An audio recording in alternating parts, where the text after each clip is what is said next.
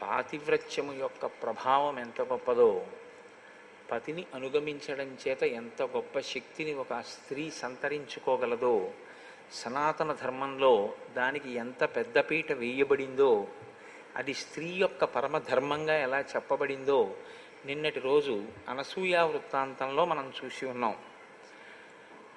మహర్షి శ్రీరామాయణాన్ని ప్రతిపాదన చేసేటప్పుడు ఒక చోట జరిగిన సందర్భానికి తర్వాత జరగబోయేటటువంటి ఘట్టానికి ఎక్కడో ఒక సంబంధం ఉంటుంది. మీరు దీన్ని జాగ్రత్తగా గమనిస్తూ ఉండాలి. రామాయణంలో అనసూయమ్మ మహాపతివ్రత. మహాపతివ్రత అయినటువంటి అనసూయమ్మ ఎవరిని మెచ్చుకుని ప్రత్యేకమైనటువంటి కానుకలనిచ్చింది? సీతమ్మని మెచ్చుకుని కానుకలు ఇచ్చింది. దేనికి ఇచ్చింది కానుకలు అంటే, సీతమ్మ తల్లి కూడా మహాపతివ్రత కనుక సీతమ్మ తల్లి మహాపతివ్రత అని అనడమేనా, దానికి ఏమైనా కారణం చూపించిందా? చూపించింది. ఏమిటి చూపించింది? ఇంత సంపదని, ఇంతమంది పరిజనాన్ని, జ్ఞాతులను ఇందరినీ విడిచిపెట్టి నీవు నీ భర్తని అనుగమించి అరణ్యానికి వచ్చావు. ఇంతకన్నా గొప్ప ధర్మం ఏముంటుంది? అందుచేత నీ పాతివ్రత్యానికి నేను వెచ్చుకున్నాను, నువ్వు వరం కోరుకో అంది. కనుక సీతమ్మ తల్లి కూడా మహాపతివ్రత. మహాపతివ్రత అయినటువంటి సీతమ్మ తల్లి అరణ్యానికి రావడం అనేటటువంటి సందర్భం కేవలం రాముణ్ణి సేవించి మళ్ళీ తిరిగి విడిపోవడానికి మాత్రమే ఉపకరిస్తుంది అని మనం అనుకుంటే శ్రీరామాయణంలో అది ప్రయోజనము అని మీరు చెప్పడం కుదరదు. ఎందుకంటే అయోనిజగా ఆమె ఆవిర్భవించింది. ఆమె అలా ఆవిర్భవించడం వెనక కారణం ఏమిటో ఆవిడికి తెలుసు. నేను ఇలా వస్తే తప్ప అవతార ప్రయోజనం నెరవేరదు, కాబట్టి నేను ఇలా రావాలి, అందుకే వచ్చింది ఆవిడ. కాబట్టి ఇప్పుడు ఆవిడ అరణ్యానికి వెడితే అవతార ప్రయోజనం నెరవేరడానికి ప్రధాన కారణం ఏమై ఉండాలి? సీతమ్మ తల్లి యొక్క పాతివ్రత్యమే కారణమై ఉండాలి. ఇంకా సీతమ్మ తల్లికి వేరు తపస్సు ఉండదు. రాముణ్ణి అనుగమించి, రాముణ్ణి ప్రేమించి, రాముణ్ణి సంతోషపెట్టి, రాముడితో కలిసి జీవితాన్ని పంచుకుని త్రికరణ శుద్ధిగా రాముని యందు హృదయముంచుకున్నటువంటి సీతమ్మ తల్లి యొక్క పాతివ్రత్య ప్రభావమే అవతార ప్రయోజనమైన రావణ సంహారమునకు ప్రాతిపదిక కాబోతోంది. ఇది చెప్పకుండా చెప్పడం అయోధ్యకాండ చివర సీతమ్మ తల్లి అనసూయమ్మ చేత సత్కరింపబడడం. ఇప్పుడు దండకారణ్యంలోకి ప్రవేశించారు సీతారామ లక్ష్మణులు. ఆ దండకారణ్యంలో తాపసుల యొక్క ఆశ్రమములను చూస్తున్నారు, మునుల యొక్క ఆశ్రమములను. అది ఎక్కడ ఎలా ఉండాలో అలా ఉంటే అందం. మీరు ఆలోచించండి, అందం అన్న మాట మనకు ఎలా అనిపిస్తుందంటే, ఎక్కడ ఎలా ఉండాలో అలా ఉంటేనే అందంగా ఉంటుంది. ఇప్పుడు ఒక వృద్ధుడు ఉన్నాడు అనుకోండి, ఆయన ఇంట్లో ఉన్న వానప్రస్తుగా జీవితం గడుపుతున్నాడు అనుకోండి, అందంగా ఉంటుంది. ఒక యవ్వనంలో ఉన్న యువకుడు ఉన్నాడు అనుకోండి, అతను ఈశ్వరుణ్ణి నమ్ముకుని తన ప్రయత్నం తాను చేస్తూ ఈశ్వరుడి మీద భారం ఉంచుతూ రెండింటినీ సమన్వయం చేసుకుంటూ సంతానాన్ని కని పితృరుణాన్ని తీర్చుకుంటూ గ్రంథపఠనం చేస్తూ అనుష్ఠానం చేస్తూ అర్థ సంపాదన చేస్తూ ఇవన్నీ చేస్తుంటే యువకుడికి బాగుంటుంది. ఎవరు ఎలా ఉంటే అది అందంగా ఉంటుంది. అలా కాకుండా ఒకలా ఉండవలసిన వారు ఒకలా ఉన్నారనుకోండి, మీకు అది అందంగా ఏమనిపించదు, అది కొంచెం తేడాగా అనిపిస్తుంది. ఒక బ్రహ్మచారి ఎలా ఉండాలో అలా ఉంటేనే అందంగా ఉంటుంది. ఒక గృహస్థు ఎలా ఉండాలో అలా ఉంటేనే అందంగా ఉంటుంది. ఒక సన్యాసి ఎలా ఉండాలో అలా ఉంటేనే అందంగా ఉంటుంది. అంతేకాని సన్యాసి గృహస్థులో ఉన్నా, గృహస్థు బ్రహ్మచారిలో ఉన్నా, బ్రహ్మచారి సన్యాసిలో ఉన్నా అది బాగుండదు. ఎవరు ఎలా ఉండాలో అలా ఉండాలి. ఆ ఉండడం అన్నదానికే నిష్ఠ అని పేరు. అలా ఉండడమే నిష్ఠ, అలా ఉండడమే శ్రద్ధ. అది శాస్త్రమునందు తాను ఆ ఆశ్రమంలో ఉండడానికి ఉన్నటువంటి ప్రయోజనాన్ని సిద్ధింపచేసుకునేటటువంటి ప్రయత్నం. మనకి సనాతన ధర్మంలో ఈ ఆశ్రమ ప్రవేశము అనేటటువంటిది ఉత్తినే పెట్టలేదు. ఈ ఆశ్రమ ప్రవేశాన్ని ఎందుకు మారుస్తూ ఉంటారంటే, ఇంద్రియాల్ని జయించాలి అంటే ఇంద్రియాలకి మేత వేసేయాలి, ధర్మబద్ధంగా వేయాలి. మేత వేసి నువ్వు నిజంగా చెప్పు, ఏమి సుఖాన్ని అందులో చూస్తున్నావు నువ్వు అని అడగాలి. అలా ప్రశ్న వెయ్యగా వెయ్యగా వెయ్యగా వెయ్యగా అవి కొన్నాళ్ళకి పరిశీలన అలవాటు చేసుకుని మనసు అంటుంది, నిజమే ఏముంటుంది ఇందులో సుఖం అంటుంది. అంటే నేను చెప్తున్న మాటని ఏదో ఒక్క విషయానికి అన్వయం చేయకండి. నేను చెప్పేది ఏ విషయమైనా అంతే. ఒక మధుర పదార్థాన్ని భుజించడం, లేకపోతే ఏదో ఇప్పుడు విహారం చేస్తూ ఉండాలనేటటువంటి కోరిక, లేకపోతే భార్యా సంతానములందు వ్యామోహంతో ఉండడం, బాగా పరిశీలనం చేస్తుంటే ఏమవుతుందంటే ఇవన్నీ ఏముందండి, పెద్ద విషయం ఏమిటి ఇందులో, ఏమిటి సుఖం ఇందులో, ఇవాళ సుఖం రేపటి దుఃఖంలా ఉంటుంటుంది అనిపిస్తుంది. అలా అనిపిస్తే ఏమవుతుందంటే మీకు దాని యందు వ్యామోహం తెగుతుంది. ఇదే అన్నమాచార్యుల వారు అంటారు, నేను కోసుకుందామంటే తెగవి ఈ కట్లు, నువ్వు కొయ్యాలి ఈ కట్లు అంటారు. అంటే ఈశ్వరానుగ్రహము చేత ఆ వైరాగ్య సంపత్తి రావాలి. ఆ వైరాగ్య సంపత్తి వచ్చి ఒక్కొక్క ఆశ్రమంలో ఒక్కొక్క ధర్మాన్ని తీసుకుంటూ తను పండుతాడు. పండి చిట్ట చివరికి మనుష్య జన్మలో ఈశ్వరుణ్ణి చేరుకునేటటువంటి ప్రయత్నంలో కృతకృత్యుడు కావాలి. ఒకవేళ అలా కాలేకపోయినా కనీసంలో కనీసం ఏమిటంటే ఇంతకన్నా ఉత్తమమైన స్థితిలో వచ్చే జన్మలో పుట్టగలగాలి.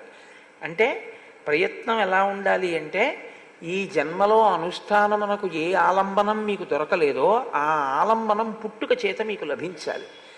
అంటే ఏ వేదాంగములు చదువుకున్నటువంటి ఒక పరమ భక్తుడైనటువంటి మహాపురుషుడు కడుపున పుట్టి చిన్నతనంలోనే ఆయన ఇంట్లో ఆయన కొడుకుగా పెరుగుతూ ఆయన ఒళ్ళో కూర్చుని వేదాంగములు నేర్చుకుని ఈశ్వరుణ్ణి అనుష్ఠించి చక్కగా ధర్మబద్ధమైనటువంటి జీవితం చేత జీవితాన్ని పండించుకునేటటువంటి అదృష్టం వచ్చే జన్మకి కలిగేటట్టుగా ఉపాసన ఈ జన్మలో నడవవలసి ఉంటుంది. లేకపోతే తిరియక్కుల్లో వెళ్ళిపోతాడు. పెద్ద సమస్య అక్కడ వస్తుంది. తిరియక్కంటే మీరు ఎప్పుడో ఒకటే గుర్తుపెట్టుకోండి, తిరియక్కంటే వెన్నుపాము పైకి లేచే అవకాశం లేని దానికి తిరియక్ అని పేరు.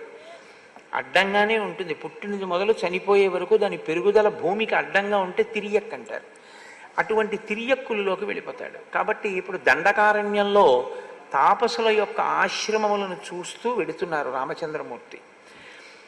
ప్రవిశ్యతు మహారణ్యం దండకారణ్యమాత్మవాన్ దదర్శ రామో దుర్ధర్ష తాపసాశ్రమ మండలం. దండకారణ్యమునందు ప్రవేశించినటువంటి రాముడు తిరుగులేని మహావీరుడు, ధైర్యశాలి. అటువంటి వాడు ఆ తాపసుల యొక్క ఆశ్రమాలన్నిటినీ కూడా చూస్తున్నాడు. కుశచీర పరిక్షిప్తం బ్రహ్మ్యాలక్ష్మ్యా సమావృతం యథా ప్రదీప్తం దుర్దర్శం గగనే సూర్యమండలం. అక్కడ ఉన్నటువంటివి కుశచీర పరిక్షిప్తం, ఎక్కడ చూసినా దర్భలు కనపడుతున్నాయి. దర్భలు కనపడుతున్నాయి అంటే అర్థం ఏంటంటే కర్మానుష్ఠానం బాగా జరుగుతోంది అని గుర్తు. పరమ భక్తితో కూడినటువంటి కర్మాచరణమే చిట్ట చివరికి జ్ఞానంగా మారిపోతుంది. అయితే భక్తితో కూడిన కర్మాచరణము ఎప్పుడు జ్ఞానం అవుతుంది అని మీరు నన్ను అడిగారు అనుకోండి, ఆ ప్రశ్నకి జవాబు మాత్రం ఉండదు. అది నేను కాదు, సశాస్త్రీయంగా చెప్పడం చాలా కష్టం. భక్తితో కర్మాచరణ మీరు చేసుకుంటూ వెళ్ళడమే. అందుకే మీరు ఏది చేస్తున్నా మీరు అది ఎందుకు చేస్తున్నారో మీకు తెలిసి ఉండాలి. భక్తితో కూడిన కర్మాచరణము అన్న మాటకు అర్థం ఏమిటో తెలుసా అండి? సంస్కరణ ఎవరికి? అవయవములకు ఉండదు. మీరు బాగా గుర్తుపెట్టుకోండి, వాటికి శౌచం ఉంటుంది అంతే. ఇప్పుడు నా శరీరమునకు ఏముంటుంది? శౌచమును సిద్ధింపచేయాలి. దీనికి శౌచం కలగాలంటే ఏం చేయాలి? స్నానం చేయాలంతే. స్నానం చేస్తే దీనికి శౌచం వస్తుంది.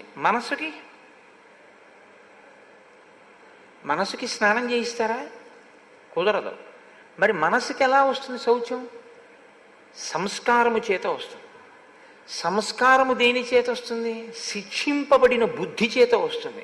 బుద్ధికి శిక్షణ ఎక్కడి నుంచి వస్తుంది?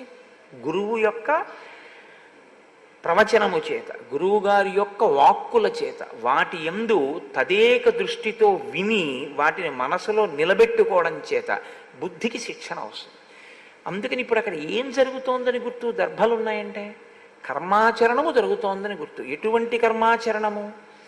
భక్తితో కూడినటువంటి కర్మాచరణము జరుగుతోంది. వేదములు ప్రమాణంగా తీసుకుని, శాస్త్రాన్ని ప్రమాణంగా తీసుకుని దర్భ అనేటటువంటిది వాడకుండా ఏదీ సాధ్యం కాదు. శౌచము కలిగి చక్కగా ఆసన సిద్ధి కలగాలంటే ఓ దర్భాసనం వేసి కూర్చుంటారు. కూర్చోవడం దగ్గర నుంచే దర్భాసనం. కాబట్టి ఆ దర్భాసనం, ఆ దర్భని, ఆ దర్భ ఉంగరం వేలుగు పెట్టుకొని, వాళ్ళ అడవిలో ఉన్నప్పుడు వాళ్ళేం బంగారపు ఉంగరాలు అవి పెట్టుకునే అవకాశాలు ఏమి ఉండవు. కాబట్టి ఓ పవిత్రం అంటే దర్భని ముడి వేసుకుని వేలుగు పెట్టుకుంటారు. ఏది చేసినా దర్భలతో చేయబడినటువంటి కూర్చె పట్టుకుంటారు. ఆ కూర్చె పట్టుకుంటే అది పరమ పవిత్రం. ఆ కూర్చెతో పట్టుకుని ఆ కూర్చెతో ఏ పనైనా చేస్తే. కాబట్టి అక్కడ అన్ని దర్భలు ఉన్నాయి. బ్రహ్మ్యా లక్ష్మ్యా సమావృతం.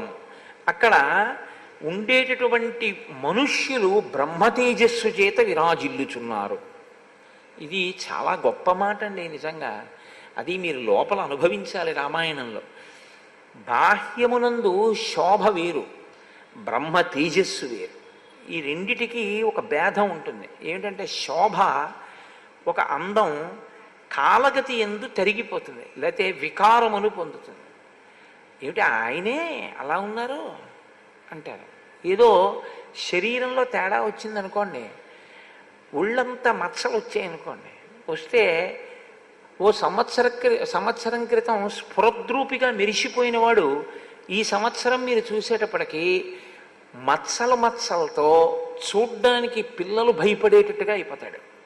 ఆ అందం శాశ్వతము అని మీరు చెప్పడం చాలా కష్టం. జర అని ఒకటి ఉంటుంది, వృద్ధాప్యం. ఆ వృద్ధాప్యం వచ్చేటప్పటికి ఎవరందం నిలబడే అవకాశం ఉండదు. బ్రహ్మ తేజస్సు అలా కాదు. ఈశ్వరుణ్ణి మీరు ఆరాధించగా శరీరము జర్జరీభూతం అవుతుంది, అంటే ముడతలు పడిపోతుంది.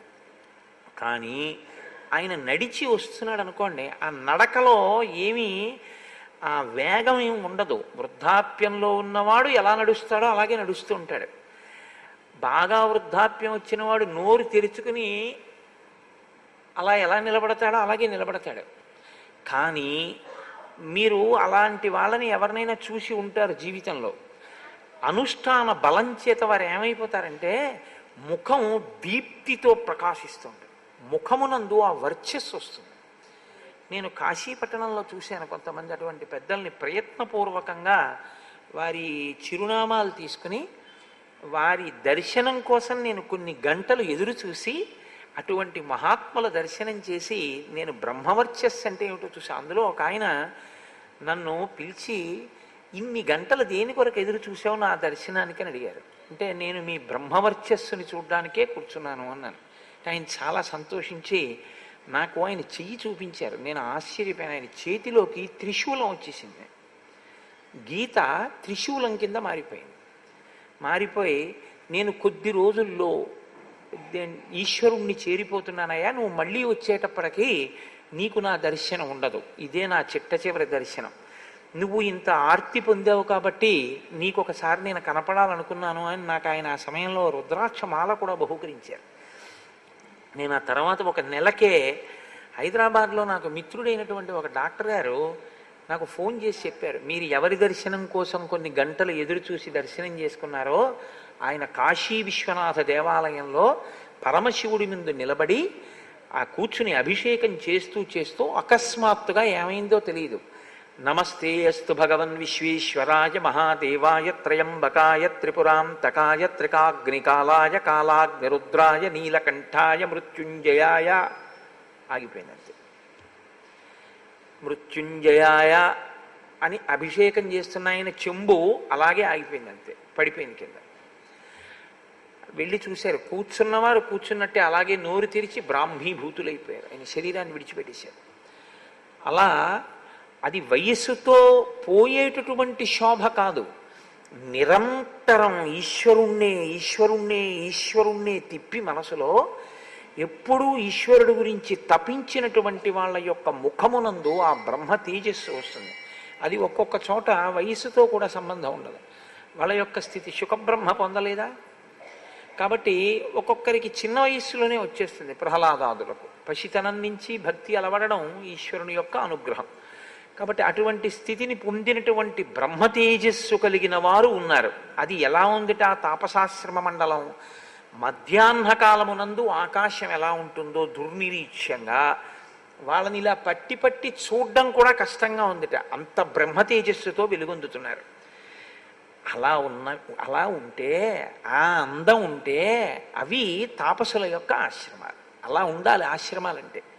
కాబట్టి శరణ్యం సర్వభూతానాం సుసుమృష్ణాజిరం తథా మృగైర్బహుభిరాకీర్ణం పక్షి సంఘై సమావృతం.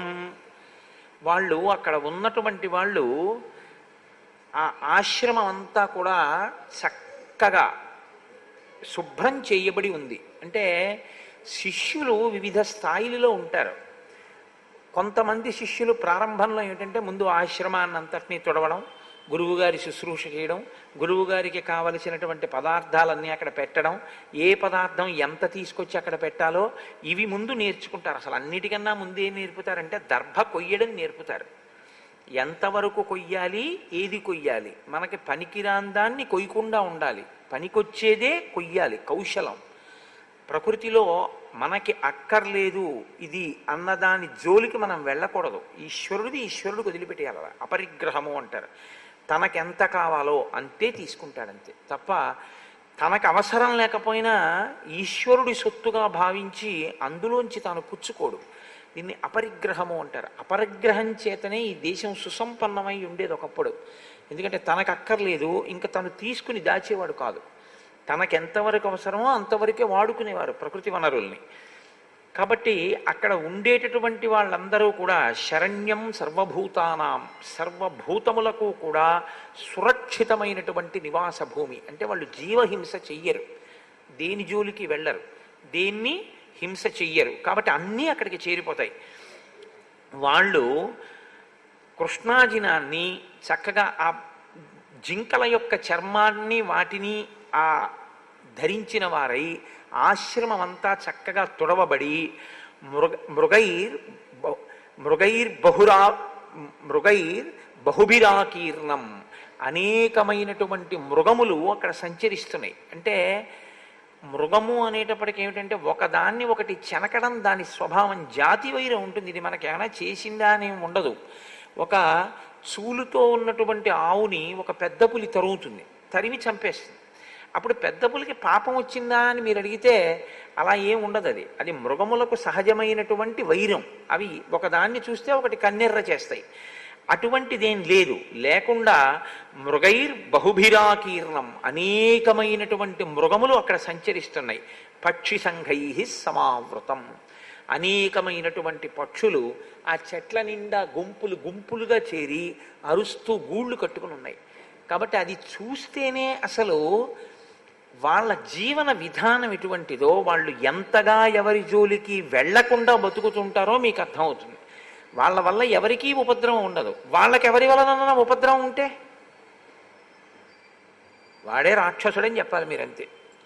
ఎవడికి అపకారం చేయని వాడి జోలి మీకెందుకండి అంటే రాక్షసుడు అని గుర్తు అనమాట. కాబట్టి వాళ్ళ జోలికి వెళ్ళిన వాళ్ళని రాక్షసులు అంటాడు రాముడు, అదే గుర్తు మీకు. కాబట్టి ఫలమూలాశనైర్దాంతై చీరకృష్ణాజినాంబరై సూర్యవైశ్వానరాభ్యైశ్చ పురాణైర్మునిభిర్వృతం, వాళ్ళందరూ కూడా ఫలమూలములను మాత్రమే గ్రహిస్తూ దాంతి అంటే ఇంద్రియ నిగ్రహము కలిగినటువంటి వారై చీరకృష్ణాజినాంబరములను, నారచీరలు జింక చర్మములను ధరించి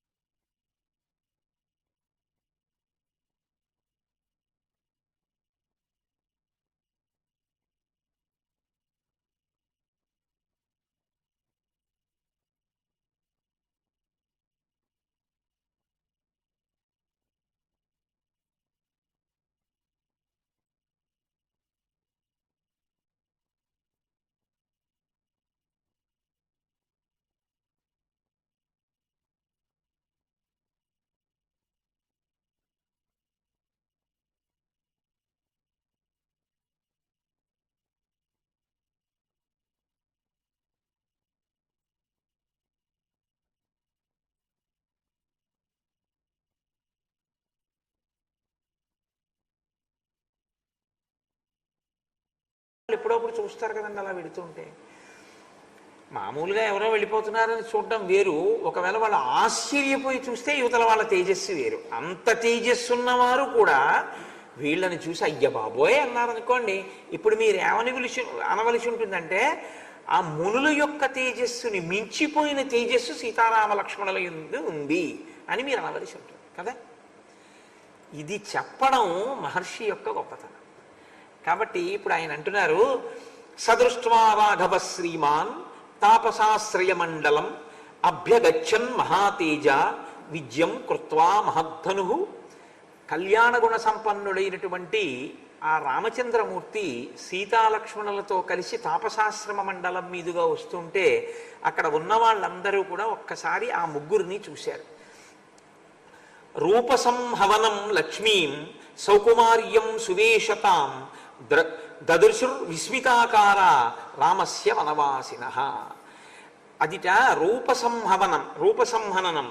ఆ రూపము రాముడిది అవయవముల యొక్క పొందికని చూశారట. అవయవముల యొక్క పొందిక అన్న మాట గురించి నేను చెప్పాలి అంటే, ఒక ఆయనకి కాళ్ళు పొడుగ్గా ఉంటాయి, కానీ దానికి తగినటువంటి రీతిలో వక్షస్థలం తలకాయ ఉండవు. లేకపోతే కొంతమందికి పొడుగ్గా ఈ వక్షస్థలం ఉంటుంది, దానికి తగినట్టు కాళ్ళు ఉండవు. కాళ్ళు పొడుగ్గా ఉంటే దానికి తగినట్టు చేతులు పొడుగ్గా ఉండవు. ఇవన్నీ బాగానే ఉంటే ఏదో కుండబోర్లించినట్టు తలకాయ ఉంటుంది. అలా కాదు, ఏ అవయవాన్ని మీరు చూస్తే ఒక అవయవానికి తగినట్టుగా మిగిలిన అవయవాలు కూర్చబడి ఉన్నాయి.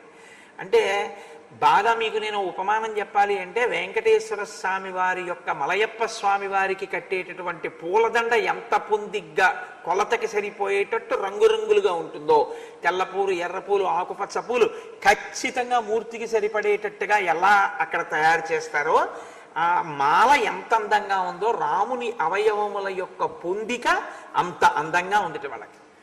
అది లక్ష్మీం. ఆ పొందికకి వాళ్ళు తెల్లపోయారు. అసలు అదేంటి, ఆ కాళ్ళేమిటి, ఆ చేతులేంటి, ఆ కళ్ళేమిటి, ఏది చూసిన వాడు దానికే మురిసిపోతున్నాడు.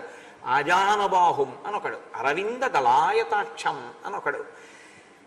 ఏమందం ఏమందం, ఏమి శోభ అని అందరూ ఆ అవయవముల యొక్క పొందికని చూసి సువేశతాం, ఎంత అందమైన రూపం అంటున్నారట.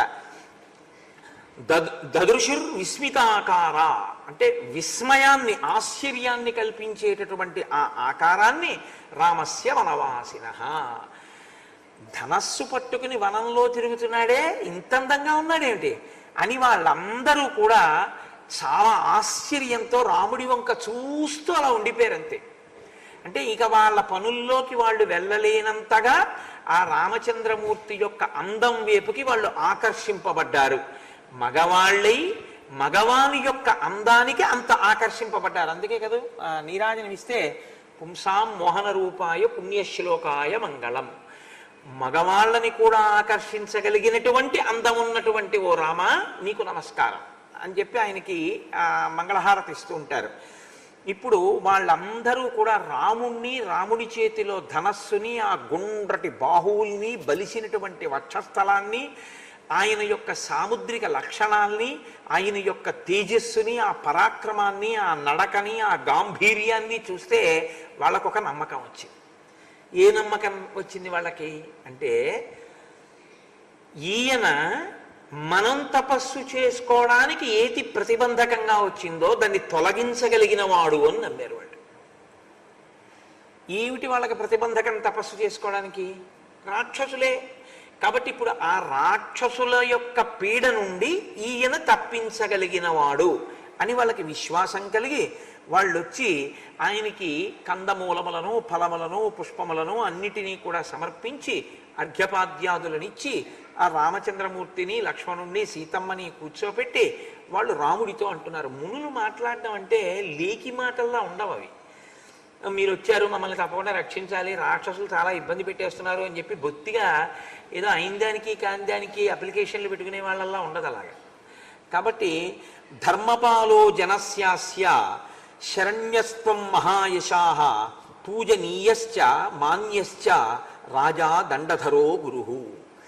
నీవు రామ మా వర్ణాశ్రమమైనటువంటి ధర్మములను కాపాడగలిగినటువంటి సహజమైన క్షత్రియ లక్షణం ఉన్నవాడివి, పుట్టుకతో క్షత్రియుడివి. కాబట్టి ఇప్పుడు వర్ణాశ్రమ ధర్మమును నువ్వు కాపాడాలి. మా ధర్మం ఏమిటి? తపస్సు చేసుకోవడం. కాబట్టి మా ధర్మంలో మేము ఉన్నాం. మా ధర్మం మమ్మల్ని చేసుకోనివ్వకుండా అడ్డొస్తున్నది ఏదో దాన్ని నువ్వు తొలగించవలసి ఉంటుంది. దానికి మేము నిన్ను శరణాగతి చేస్తున్నాం. శరణాగతి అనేటటువంటిది మీరు ఒక మాట బాగా గుర్తుపెట్టుకోవాలి. నోటితో శరణాగతి చేయడం చాలా తేలిక. శరణాగతి నోటితో చేయడం అంత తేలిక లోకంలో ఇంకేమీ ఉండదు. ఎందుకో తెలుసా అండి? శ్రీ వెంకటేశ చరణౌ శరణం ప్రపద్యే అనో 10 మాటలు అనడం చాలా తేలిక. శరణాగతి చేసినట్టు ఉండడం చాలా తేలిక. నిజంగా శరణాగతి చేయడం చాలా కష్టం. ఎందుకో తెలుసా? అసలు నిజంగా శరణాగతి చేస్తే వెంటనే వచ్చేస్తుంది ఫలితం, ఉత్తరక్షణం వస్తుంది. శరణాగతి అంటే ఏమిటో తెలుసా అండి? అసలు మిమ్మల్ని మీరు ఆ రక్షించుకోగలిగిన ప్రయత్నం నుంచి పూర్తిగా విరమించేసుకోవాలి. అంతా ఈశ్వరుడు యందు న్యాసం చెయ్యాలి. ఆయనే రక్షిస్తాడని వదిలేయాలి. అలా వదిలేస్తే శరణాగతి అంటారు. రామకృష్ణ పరమహంస ఒక విషయం చెప్తుండేవారు. వెనకటికి నారాయణుడు గబగబా బయలుదేరితే లక్ష్మీదేవి గబగబా వచ్చేందుట. ఎందుకు అలా పరిగెడుతున్నారు? అందుకే ఏమీ లేదు, నా పరమభక్తుడైనటువంటి ఓ చాకల్ని రాళ్ళు పెట్టి కొడుతున్నారు పిల్లలు, అందుకని చెప్పి పరిగెడుతున్నాను అన్నాడు. ఆయన ఏదో పాపం చాకలైన బట్టలు ఆరేసుకుంటున్నాడు. ఆయన ఏదో జుత్తవి పెరిగిపోయి పిచ్చేళ్ళ ఉంటాడని పిల్లలు వచ్చి ఏటి ఒడ్డున ఆయన మీద రాళ్ళు ఇసురుతున్నారు. అతను నారాయణ నారాయణ నారాయణ అంటున్నాడు. నేను రక్షించాలి, తనని తాను రక్షించుకోకుండా తన రక్షణ భారము నా యందు న్యాసం చేశాడు, అందుకు పరిగెడుతున్నానన్నాడు. అని అక్కడ దాకా పరిగెత్తి వెనక్కి వచ్చేసాడు. ఏం వచ్చేసారు అంది లక్ష్మీదేవి. అతను రాయేశాడు అన్నాడు. అంటే తనని తాను రక్షించుకునే ప్రయత్నం చేసిన ఉత్తర క్షణంలో ఈశ్వరుడు తన రక్షణ ప్రయత్నాన్ని ఆపేస్తాడు. అంటే అన్ని వేళలా అలా ఉండొచ్చా అండి అంటే అలా ఉండడం కూడా మంచిది కాదు. ఎందుకంటే శరణాగతి చెయ్యగలిగినటువంటి దృఢదీక్ష మనసులో బాగా రాకుండా దాని యందు ప్రయత్నం మొదలుపెట్టి అలా మొదలు పెడతామండి అన్ని ఈశ్వరుడు వదిలేస్తామని అనుకోవడం. పురుషకారం ఈశ్వరుని యందు భక్తి రెండిటినీ కలపడమే చాలా మంచిది. మునులు శరణాగతి చేశారంటే ఒక కారణం ఉంది అక్కడ, మీరు గుర్తుపట్టాలి. మునులు తపస్సు చేస్తున్నారు. తపస్సు ఎందుకు చేస్తారు? ఈశ్వరానుగ్రహం కోసం. ఈశ్వరానుగ్రహంతో వాళ్ళకి ఏమవుతుంది? కొంత శక్తి వస్తుంది. ఇప్పుడు వాళ్ళ శక్తి పెట్టి రాక్షసుల్ని చంపుతూ కూర్చున్నారు అనుకోండి, శాపాలు ఇస్తూను, వాళ్ళ తపస్సు పోతుంటుంది. మళ్ళీ తపస్సు చేయడం, వాడు చచ్చిపోతాడు, ఇంకోటి వస్తాడు, వాడిని చంపుతూ ఉండడం. ఇప్పుడు వాడు ఏం చేశాడు? అక్కడికి వెళ్ళి తపస్సు చేయలేదు. తపస్సు చేయను, రాక్షసుల్ని చంపనం. చివరికి వచ్చేటప్పటికి ఏం మిగులుతుంది? సున్నా, ఏమీ మిగలదు. కాబట్టి చేసిన తపస్సు ఎందుకు పనికి రావాలంటే తనని ఉద్ధరించుకోవడానికి పనికి రావాలి. కాబట్టి ఇప్పుడు తన తపస్సు తనని తాను రక్షించుకోవడానికి ఉపయోగించుకోవడానికి పనికిరాదు. పనికొచ్చేటట్టుగా ఉపయోగించుకోగలిగినా ఉపయోగించకూడదు. కాబట్టి ఇప్పుడు ఈశ్వరుణ్ణి శరణాగతి చేశారు. నువ్వు మమ్మల్ని రక్షణ చెయ్యాలి, కాబట్టి రామ నువ్వు మమ్మల్ని కాపాడవలసింది అంటూ వాళ్ళు అన్నారు. ఇంద్రస్యేహ చతుర్భాగ ప్రజా రక్షతి రాఘవ రాజా తస్మాత్ వరాన్ భోగాన్ భుంక్తే లోక నమస్కృత. ఇంద్రుడి యొక్క అంశ 4వ భాగం రాజు యందు ప్రకాశిస్తుంది. నువ్వు క్షత్రియుడవు, కోసల దేశపు రాజువి. 14 ఏళ్ళంటే ఇక్కడ ఉంటావు కానీ మళ్ళీ వెళ్ళిపోతావుగా. పైగా నేను వనములకు రాజును అని చెప్పాడు. మీకు గుర్తు పెట్టుకోండి బాగా ఈ విషయం అని చెప్పాను.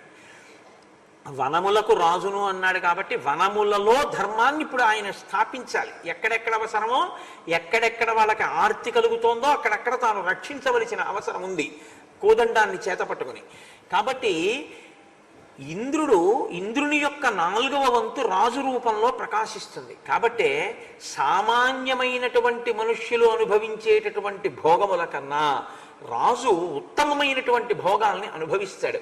ఇంద్రుని యొక్క అంశం ఉంది కాబట్టి అది భోగం అనుభవించడానికి కాదు, ధర్మాన్ని కూడా రక్షించాలి. కాబట్టి రామ నీకు ఆ అవసరం ఉంది. నువ్వు ఇన్నాళ్ళు కోసల దేశంలో భోగాలు అనుభవించి వచ్చావు, ఇప్పుడు మా కష్టం చూస్తున్నావు, కాబట్టి నువ్వు ఇప్పుడు మమ్మల్ని రక్షించాలి. వాళ్ళు ఈ మాటలంటే ఆయన చాలా సంతోషించాడు. మేము కోపాయుధాన్ని పక్కన పెట్టేశాం, మమ్మల్ని మేము రక్షించుకోం తాపసులం కాబట్టి నువ్వే మమ్మల్ని రక్షించాలి. వాళ్ళు ఇచ్చినటువంటి ఫలమూలను గ్రహించి ఆయన అన్నాడు, నేను లక్ష్మణ సహితుడనై రాక్షసుల్ని నిర్జించి మీరు హాయిగా తపస్సు చేసుకునేటట్టుగా మీ ధర్మానికి ఎవరూ అడ్డు రాకుండా నేను తప్పకుండా మిమ్మల్ని కాపాడతాను అని చెప్పి వాళ్ళకి వరం ఇచ్చి లేదా మాట ఇచ్చి ముందుకు నడిచి వెళ్ళిపోతున్నాడు. ఆ ముందుకు నడిచి వెళ్ళిపోతుంటే అది చాలా భయంకరమైనటువంటి అరణ్యం. అందున అరణ్యంలో వాల్మీకి మహర్షి ఎంత గొప్ప వర్ణన చేస్తారంటే మళ్ళీ ఆ అరణ్యంలో కూడా నరభక్షకులైన రాక్షసులు ఉన్నారు అని చెప్పి అర్థమైపోతూ ఉంటుంది. ఎలా అర్థమైపోతుంది అంటే రాముడు ఘోరమైన అరణ్యంలో వెడుతూ లక్ష్మణుడితో అంటాడు, లక్ష్మణ ఇక్కడ ఎక్కడ జలాశయాలు లేవు, ఇక్కడెక్కడ అసలు మనుష్యులు తిరుగుతున్నటువంటి ఆనవాళ్లు కనపట్టలేదు, ఇక్కడ ఎక్కడ చూసిన క్రూరమైనటువంటి మృగములు మాత్రమే కనపడుతున్నాయి. సరికదా ఏదో పరిస్థితిని గమనిస్తే ఈ పెరిగినటువంటి చెట్లు ఈ వాతావరణం గమనిస్తుంటే ఇటువైపుకి అసలు ఎవరు రారు అని అనిపిస్తోంది. కాబట్టి మనం చాలా జాగ్రత్తగా ఉండాలి, కోదండాన్ని గట్టిగా పట్టుకుని అడుగులు వెయ్యాలి. అటువంటి పరిస్థితి కనపడుతోంది అంటాడు రాముడు. ఇప్పుడు అక్కడ అకస్మాత్తుగా ఒక రాక్షసుడు వాళ్ళకి కనపడ్డాడు. ఆయన అవయవముల యొక్క పొందిక లేనివాడు, కడుపు ఎత్తుపల్లాలుగా ఉంది, భయంకరమైనటువంటి ముఖం, చాలా పెద్ద పెద్ద కళ్ళు, పెద్ద ఒక నుయ్యి ఓ దిగుడుబాలు ఎలా ఉంటుందో అటువంటి నోరు, ఒంటి మీద చంపేసినటువంటి పులి యొక్క చర్మాన్ని బలవంతంగా పీకేసి దాన్ని ఒంటి మీద ఆచ్ఛాదనగా పడేసుకున్నాడు. మీద పడేసుకుంటే దాంట్లోంచి నెత్తురు కారి శరీరం నుంచి కిందకి ఒలుకుతోంది. మాంసపు ముక్కలు ఒంటి నిండా ఉన్నాయి. అతను ఒక పెద్ద ఇనప శూలాన్ని చేత్తో పట్టుకుని ఉన్నాడు. అంటే అతని రూపమే అంత ఘోరంగా ఉంది. అంటే ఒక మోస్తరు వాళ్ళు అయితే చచ్చిపోతారు అసలు ఆయన్ని చూస్తేనే. ఆ శూలానికి గుచ్చుకున్నాడు సిద్ధంగా తినడం కోసం. అంటే ఏవో బిస్కెట్ల ప్యాకెట్ బ్యాగ్లో పడేసుకున్నట్టు రైల్లో వెళ్తున్నప్పుడు. అంటే అతను ఆహారం కోసం బయలుదేరే లోపల ఆహారాన్ని వెతుక్కుని అతనికి కావలసినవి సంభారములను సమకూర్చుకుని తినే లోపల ఈలోగా తినవలసి వస్తే బొత్తిగా ఏమీ లేకుండా కాలక్షేప బఠానీ అని రైల్లో అమ్ముతారు చూడండి, ఏదో ఇన్ని బఠానీలు అమ్మితే ఆ తుక్కంతా అక్కడ పోసేసేయండి, అది తింటూ ఉండడం, వేరుశనక్కాయలు తొక్కలన్నీ అక్కడ వేసేయడం, 4 గింజలు తినేసి స్టేషన్లో దిగిపోవడం. ఆ తర్వాత ఎవడో వచ్చి తుడుస్తూ ఉంటాడు, లేకపోతే లాంగ్ జర్నీ చేసి అందులో ఉన్నవాడు ఎవడో వాడి ప్రారంభం. అలా వాడు ఏమిటంటే శూలానికి గుచ్చుకుని బయలుదేరాడు. 3 సింహాన్ చతురో వ్యాఘ్రాన్ ద్వౌ వృకౌ వృషతాన్ దశ సవిషాణం వసాదిగ్ధం గజస్య చ శిరోమహత్ అవసజ్యాయసే శూలే వినదంతం మహాస్వనం. పెద్ద కేకలు వేస్తున్నాడు, అరుచుకుంటూ వీళ్ళని చూడగానే లేచి నిలబడ్డాడు. ఆ శూలానికి ఏం గుచ్చుకున్నట్ట, పెద్ద ఎక్కువేం కాదు, 3 సింహాన్, ఒక 3 సింహాల్ని గుచ్చాడు దానికి. చతురో వ్యాఘ్రాన్, ఒక 4 పెద్ద పులులు గుచ్చుకున్నాడు. ద్వౌ వృకౌ, 2 తోడేళ్లు గుచ్చాడు. వృషతాం దశ, చుక్కల లేళ్లు ఒక 10 గుచ్చుకున్నాడు. సవిషాణం వసాదిగ్ధం గజస్య చ శిరోమహత్, దంతములు విరిగిపోయినటువంటి ఒక ఏనుగు యొక్క తలకాయతో సహా దానికి గుచ్చుకున్నాడు. ఇప్పుడు పెద్ద కేకలేస్తూ ఆ శూలం పట్టుకుని వస్తున్నాడు. అంటే దీంట్లో ఉన్నవి ఏదో మొక్కజొన్న పొత్తు తిన్నట్టు గింజలు ఇలా ఇలా అంటూను ఒక్కొక్కటి తీసి నోట్లో పడేసుకుంటూ తిరుగుతూ ఉంటాడు అనమాట అక్కడ. అంటే మా చిన్నతనంలో ఒక ఆయన ఉండేవాడు. ఆయన పొద్దున్నే ఎండుటాకులు ఏరడానికి ఒక చిత్రమైన పని ఉండేదానికి, ఒక పెద్ద శూలం లాంటిది ఒకటి ఉండేది, అది పట్టుకుని ఇలా గుచ్చుకుంటూ తిరుగుతుండేవాడు ఆయన ఇంట్లో. అదే పని ఆయనకు, వాకింగు ఎండుటాకులు గుచ్చుకుని తీసేస్తూ ఉండడం అదే పని ఆయనకి. అలా వీడేమిటంటే కనపడ్డ వాటిని అలా గుచ్చెత్తేస్తుంటాడు. అలా ఉంది సింహాలని వాటిని. అంటే అంత బలాఢ్యుడు ఆ రాక్షసుడు. ఆయన కనపడ్డాడు. కనపడుతూనే ఆకలి ఎక్కువ, ఆహారం తినడం ఎక్కువ, వికృతమైన రూపం. వాడికి సీతమ్మ కావలసి వచ్చింది. వాడు ఏం చేశాడంటే వీళ్ళిద్దరినీ వదిలేసి సీతమ్మని పట్టుకుని అమాంతం తీసుకుని ఒళ్ళో కూర్చోబెట్టుకుని ఆ వచ్చినటువంటి రామలక్ష్మణుల వంక చూసి అన్నాడు, అధర్మచారిణో పాపౌకౌ, మీరు అధర్మం కలిగినటువంటి వాళ్ళు, పాపమైనటువంటి జీవితం ఉన్నవాళ్ళు, మునివేషాలు కట్టుకుని భార్యతో ఎందుకు తిరుగుతున్నారు? అందుకే మీ భార్యని నేను తీసేసుకున్నాను, ఈమెని నేను భార్యగా ఉంచుకుంటాను ఇక నుంచి. కాబట్టి మీరు ఈ ప్రాంతాన్ని విడిచిపెట్టి వెళ్ళిపోండి. అహంవనమిదం దుర్గం విరాధో నామ రాక్షస చరామి సాయుధో నిత్యం ఋషిమాంసాని భక్షయం. నన్ను విరాధుడు అంటారు. నేను ఈ దుర్గమమైనటువంటి అరణ్యంలో తిరుగుతూ ఉంటాను. నేను ఋషుల మాంసం తినడం అనేటటువంటిది నాకు చాలా ఇష్టమైన పని. ఋషులు ఏం చేశారు? లోకంలోనండి ఇది ఒక చాలా గమ్మత్తైన విషయం. మీరు చూడండి, కొంచెం మీరు జాగ్రత్తగా పరిశీలన చేయండి. శాకాహారము మాంసాహారము అని రెండు ఉంటాయిగా. దాని గురించి నేను పెద్ద వర్ణన ఏం చేయక్కర్లేదు. కాయగూరలు పళ్ళు ఆకులు తింటే శాకాహారం. సరే, మాంసాహారం మీకు నేను దాని గురించి పెద్ద ఉపన్యాసాలు ఏం చెప్పక్కర్లేదు. మాంసాహారము తినేటటువంటివి కూడా ఎప్పుడూ శాకాహారం తిననివి కూడా అలాంటి మాంసాహారులు ఎక్కువ శాకాహారమే తింటూ మాంసం తినని వాటి మాంసాన్ని ఇష్టపడతాయి. మీరు చూడండి, అదో విచిత్రం లోకంలో. ఒక మాంసాహారి ఉంది, అది మాంసం తప్ప ఎప్పుడూ శాకాహారం తినదు. ఓ పెద్ద పులి ఉందనుకోండి, పెద్ద పులి ఎప్పుడైనా వంకాయలు వేస్తే తింటుందేంటి, అయితే 4 తోటకూర ఆకులు వేస్తే తింటుందా? అది ఎప్పుడు తినదు. యాపిల్ పళ్ళు బత్తాయి పళ్ళు అలాంటివి దానికి ఏం అక్కర్లేదు. దానికి ఎప్పుడూ మాంసమే కావాలి. మళ్ళీ మాంసం తినడంలో కూడా గమ్మత్తు ఏమిటో తెలుసా అండి? సింహం కానీ పులి కానీ ఇవి ఎప్పుడు ఏ మాంసం తినడానికి ఇష్టపడతాయి తెలుసా? లేళ్ళు, జింకలు, దుప్పులు, ఏనుగు వీటి మాంసం తింటాయి. అసలు మాంసం ఎప్పుడూ తినని శాకాహారాలు ఉంటాయి చూసావా, వాటి మాంసం ఒక్కటే తినే వాటికి రుచిగా ఉంటుంది. అసలు ఆ శాకాహారానికి ఉన్న గమ్మత్తు అది లోకంలో. అందుకని ఆ శాకాహారం తిని ఒళ్ళు చేసే ప్రాణుల్లో, మాంసాహారం తిని ఒళ్ళు చేసే ప్రాణుల్లో మీరు లెక్క వేసి చూస్తే శాకాహారం వల్ల బలం పొందినంత, శరీరం పొందినంత మాంసాహారం వల్ల ప్రాణులు పొందవు.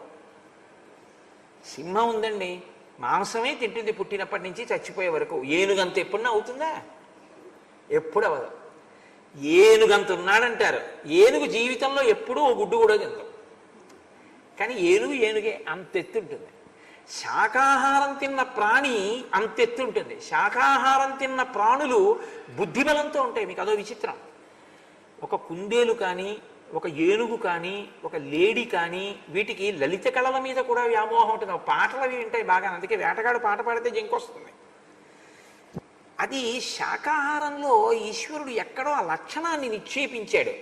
అంటే నేను మాంసాహారాన్ని నిరుత్సాహపరుస్తూ నేను ఏదో పక్షపాతంతో మాట్లాడడం నా ఉద్దేశ్యం కాదు. ఒక సత్యాన్ని ఆవిష్కరించడం వరకు మాత్రమే నా ప్రయోజనం.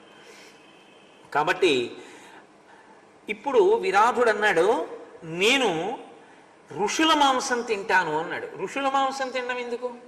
అదేంటి, పులులు సింహాలు అన్ని ఓచక పెట్టుకున్నాడుగా.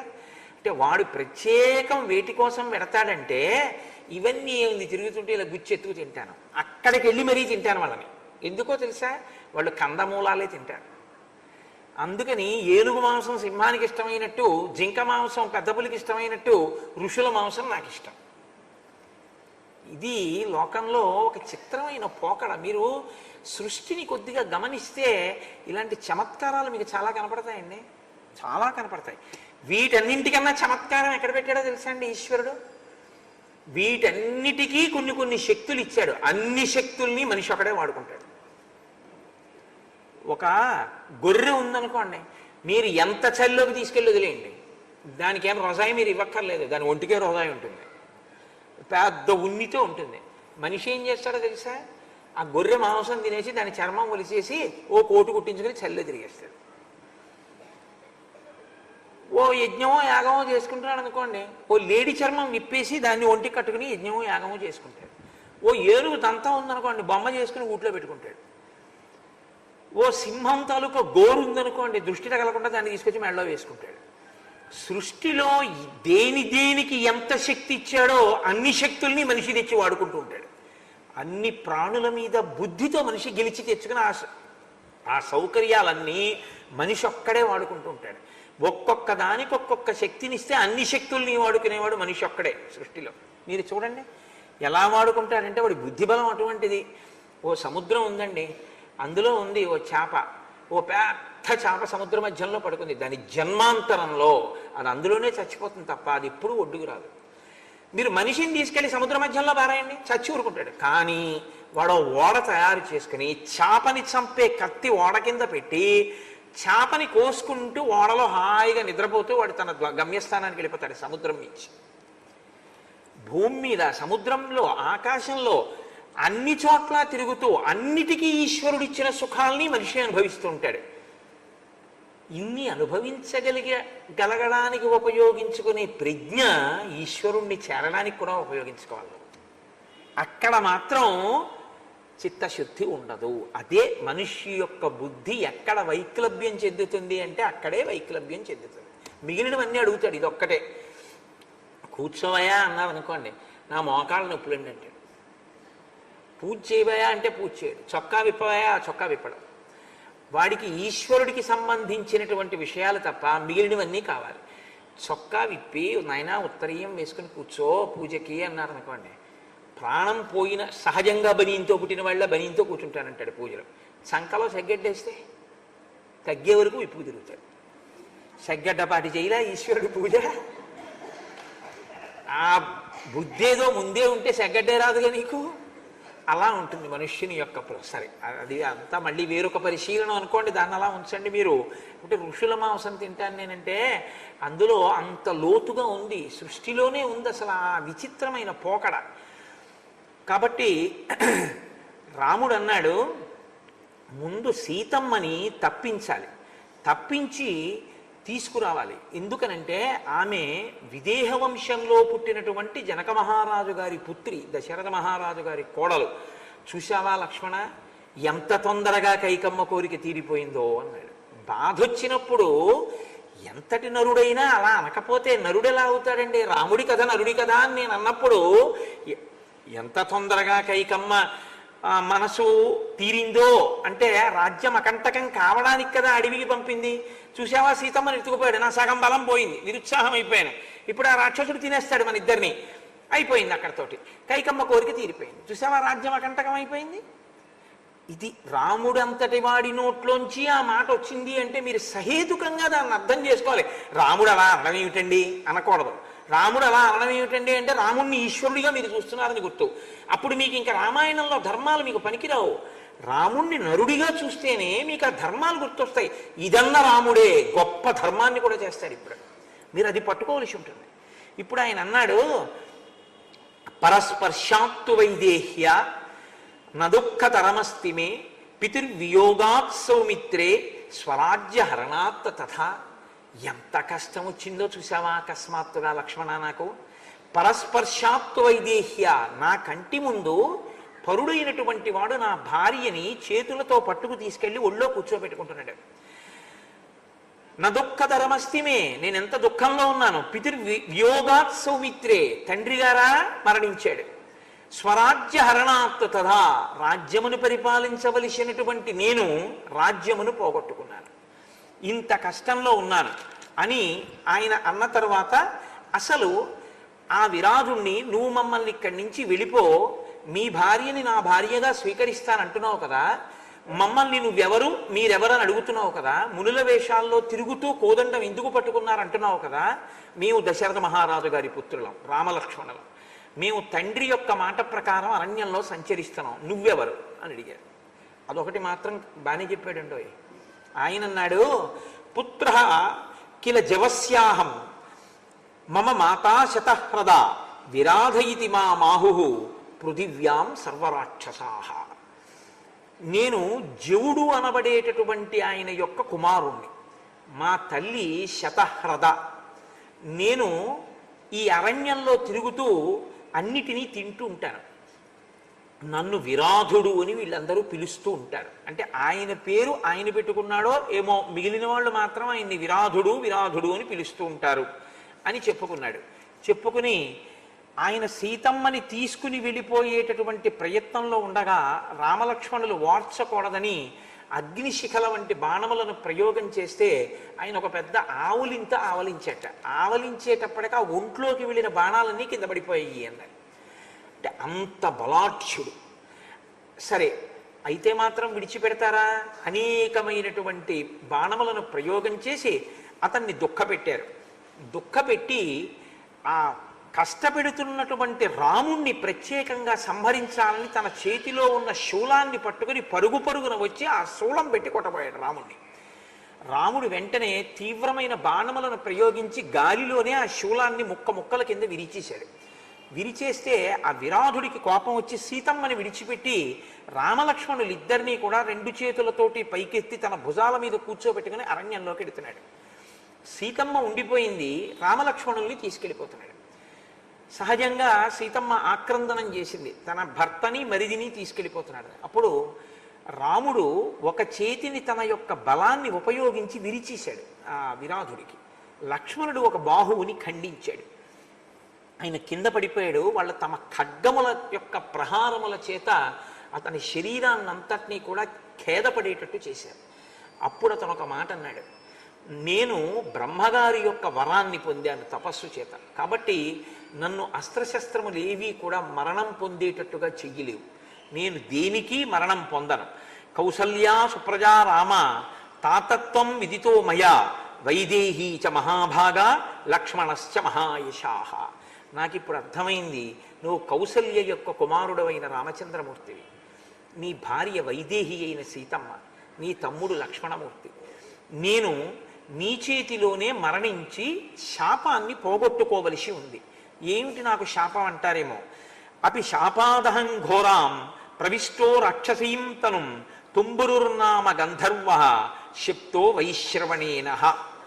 నేను ఒకానొకప్పుడు తుంబురుడు అనబడేటటువంటి పేరు కలిగినటువంటి గంధర్వుణ్ణి, కానీ నేను రంభ అనబడేటటువంటి అప్సరసయందు కామోద్రిక్తుడనై వైశ్రవణుడు అంటే కుబేరుని యొక్క సభకి వెళ్ళనటువంటి కారణం చేత ఆగ్రహించినటువంటి కుబేరుడు నన్ను శపించాడు, నువ్వు భయంకరమైన రాక్షసుడిగా జన్మించు అని. అప్పుడు నేను ఆయన్ని అడిగాను, నాకు మళ్ళీ ఎలా శాప విమోచనం కలుగుతుంది అని అడిగాను. యదా దాశరథీ రామ త్వాం వధిష్యతి సంయుగే తదా ప్రకృతి మాపన్నో భవాన్ స్వర్గం గమిష్యతి. నీవు ఏనాడు దశరథపుత్రుడైనటువంటి రామచంద్రమూర్తి చేతిలో నిహతుడవుతావో ఆనాడు నీ యొక్క శాపం పోయి మళ్ళీ నువ్వు స్వర్గలోకానికి వస్తావు అని నాకు ఆనాడు శాప విమోచనాన్ని అనుగ్రహించాడు కుబేరుడు.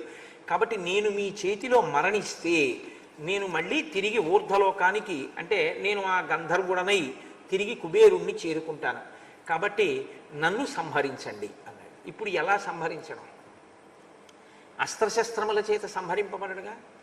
వెంటనే రాముడు అన్నాడు, లక్ష్మణ, నేను వీడిని కింద పడదోస్తాను, వీడిని వదిలేస్తే వీడు అలా అరుస్తూనే ఉంటాడు, మహాస్వనం, అదే మామూలు అరుపు కాదు, భయపడిపోతాయి అన్నీ.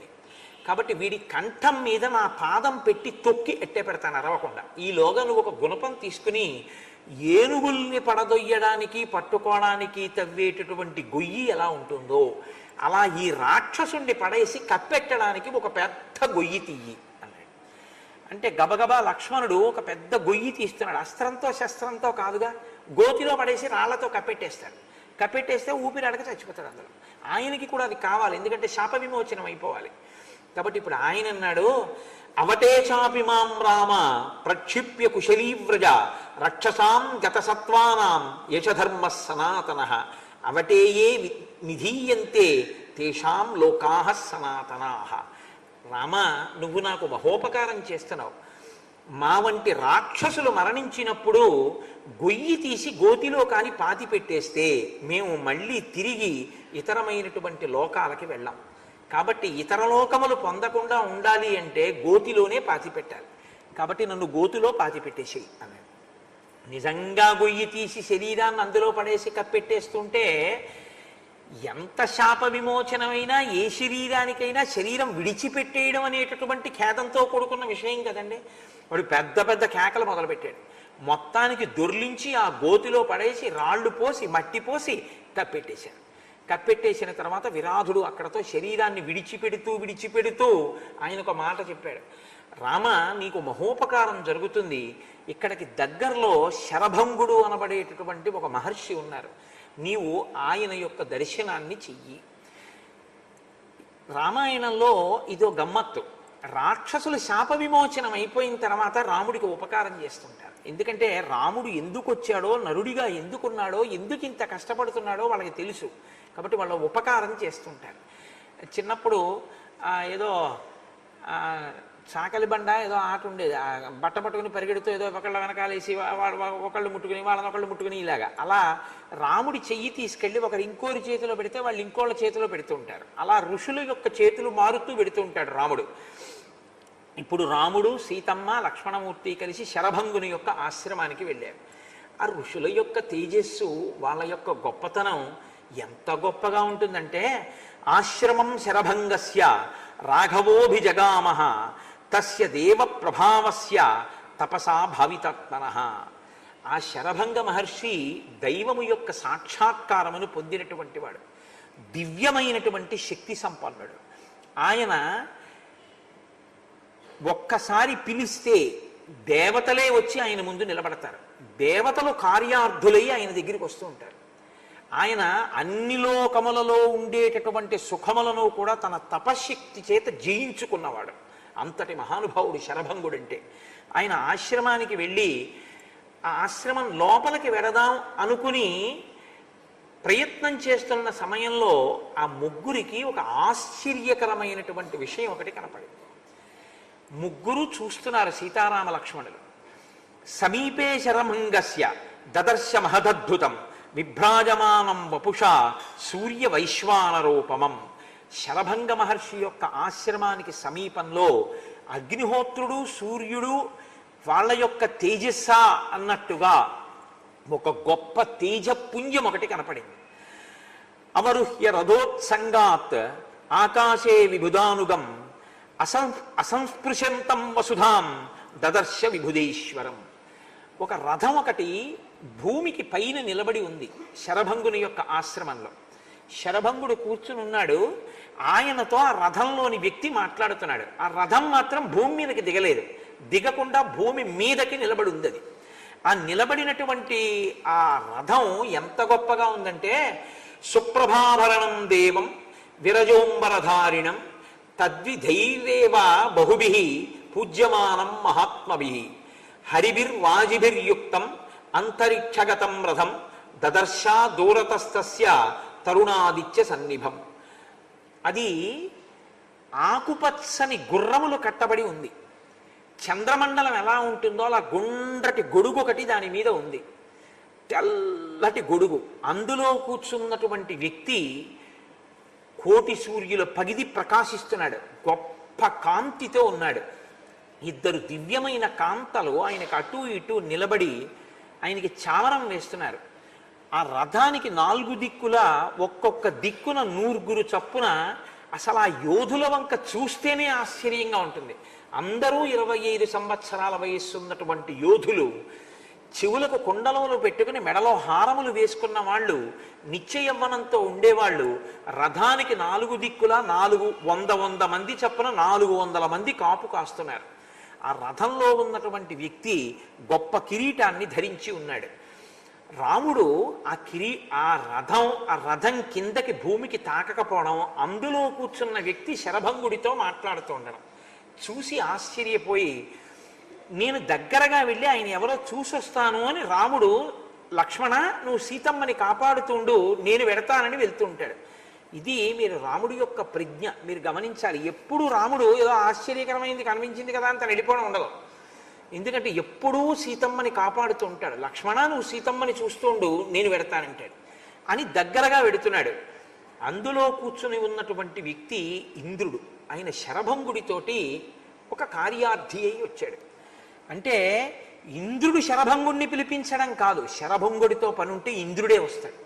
అంటే అది ఆయన తపశ్శక్తి. ఎటువంటి మహర్షుల యొక్క దర్శనం చేశారో చూడండి రామాయణంలో రామచంద్రమూర్తి. ఇహోపయాత్యసౌ రామో యవన్మాం నాభిభాషతే నిష్టాన్నయతు తావత్తు తతో మాం ద్రష్టుమర్హతి. జితవంతం కృతార్థంచ ద్రష్టా చిరాదిమం కర్మ హ్యనేన కర్తవ్యం మహదన్యై సుదుష్కురం. నేను కొద్ది కాలం పోయిన తరువాత రాముడితో మాట్లాడతాను. ఎవరు చెప్తున్నారు ఈ మాటలు? ఆ రథంలో కూర్చున్నటువంటి ఇంద్రుడు శరభంగుడితో చెప్తున్నాడు. ఎప్పుడు మాట్లాడతాట? జితవంతం కృతార్థంచ ద్రష్టాహమ చిరాదిమం. కొద్ది కాలంలోనే నేను ఈ రాముణ్ణి ఆయన అనుకున్నటువంటి కార్యాన్ని పూర్తి చేసుకున్న రాముడితో మాట్లాడతాను. ఆయన పెట్టుకున్నటువంటి పని అంత తేలికైనటువంటి పనేం కాదు. ఆయన కృతార్థుడవడం కోసం ఓ శరభంగ మహర్షి, నీవు ఆయనకి ఎటువంటి సమర్థతని ప్రకాశింపచెయ్యవలసి ఉంటుందో దాన్ని ఆయనకి నువ్వు కల్పించు. ఆ వస్తున్నటువంటి రాముడు నన్ను కాని చూస్తే, నేను రాముణ్ణి చూస్తే మాట్లాడకుండా ఉండడం బాగుండదు. కాబట్టి రాముడు దగ్గరికి వచ్చేటప్పటికే యవన్మాం అభిభాషతే, నేను ఇప్పుడు మాట్లాడకూడదు, కాబట్టి నేను ఇక్కడి నుంచి వెళ్ళిపోవాలి. ఎప్పుడు మాట్లాడతాను? నిష్ఠాం నయతు తావత్తు, ఆయన కార్యం ఒకటి పెట్టుకుని ఉన్నాడు, దాన్ని జితవంతం కృతార్థంచ, ఆయన కృతార్థుడై ఆ కార్యాన్ని నెరవేర్చుకున్న తర్వాత తతో మాం ద్రష్టుమర్హతి, అప్పుడు నేను ఆయన్ని చూస్తాను. కాబట్టి నేను ఇప్పుడు గబగబా బయలుదేరిపోతున్నాను. కారణం ఏంటంటే రాముడు వచ్చేస్తున్నాడు శరభంగ మహర్షి అని వెళ్ళిపోయాడు. శరభంగ మహర్షి దగ్గరికి వెళ్ళు అని తుంబురుడు చెప్పడం, తుంబురుడు చెప్తే రాముడు రావడం, రాముడు రాకముందే ఇంద్రుడు రావడం, ఇంద్రుడు వచ్చి శరభంగుడితో మాట్లాడుతూ ఉండడం.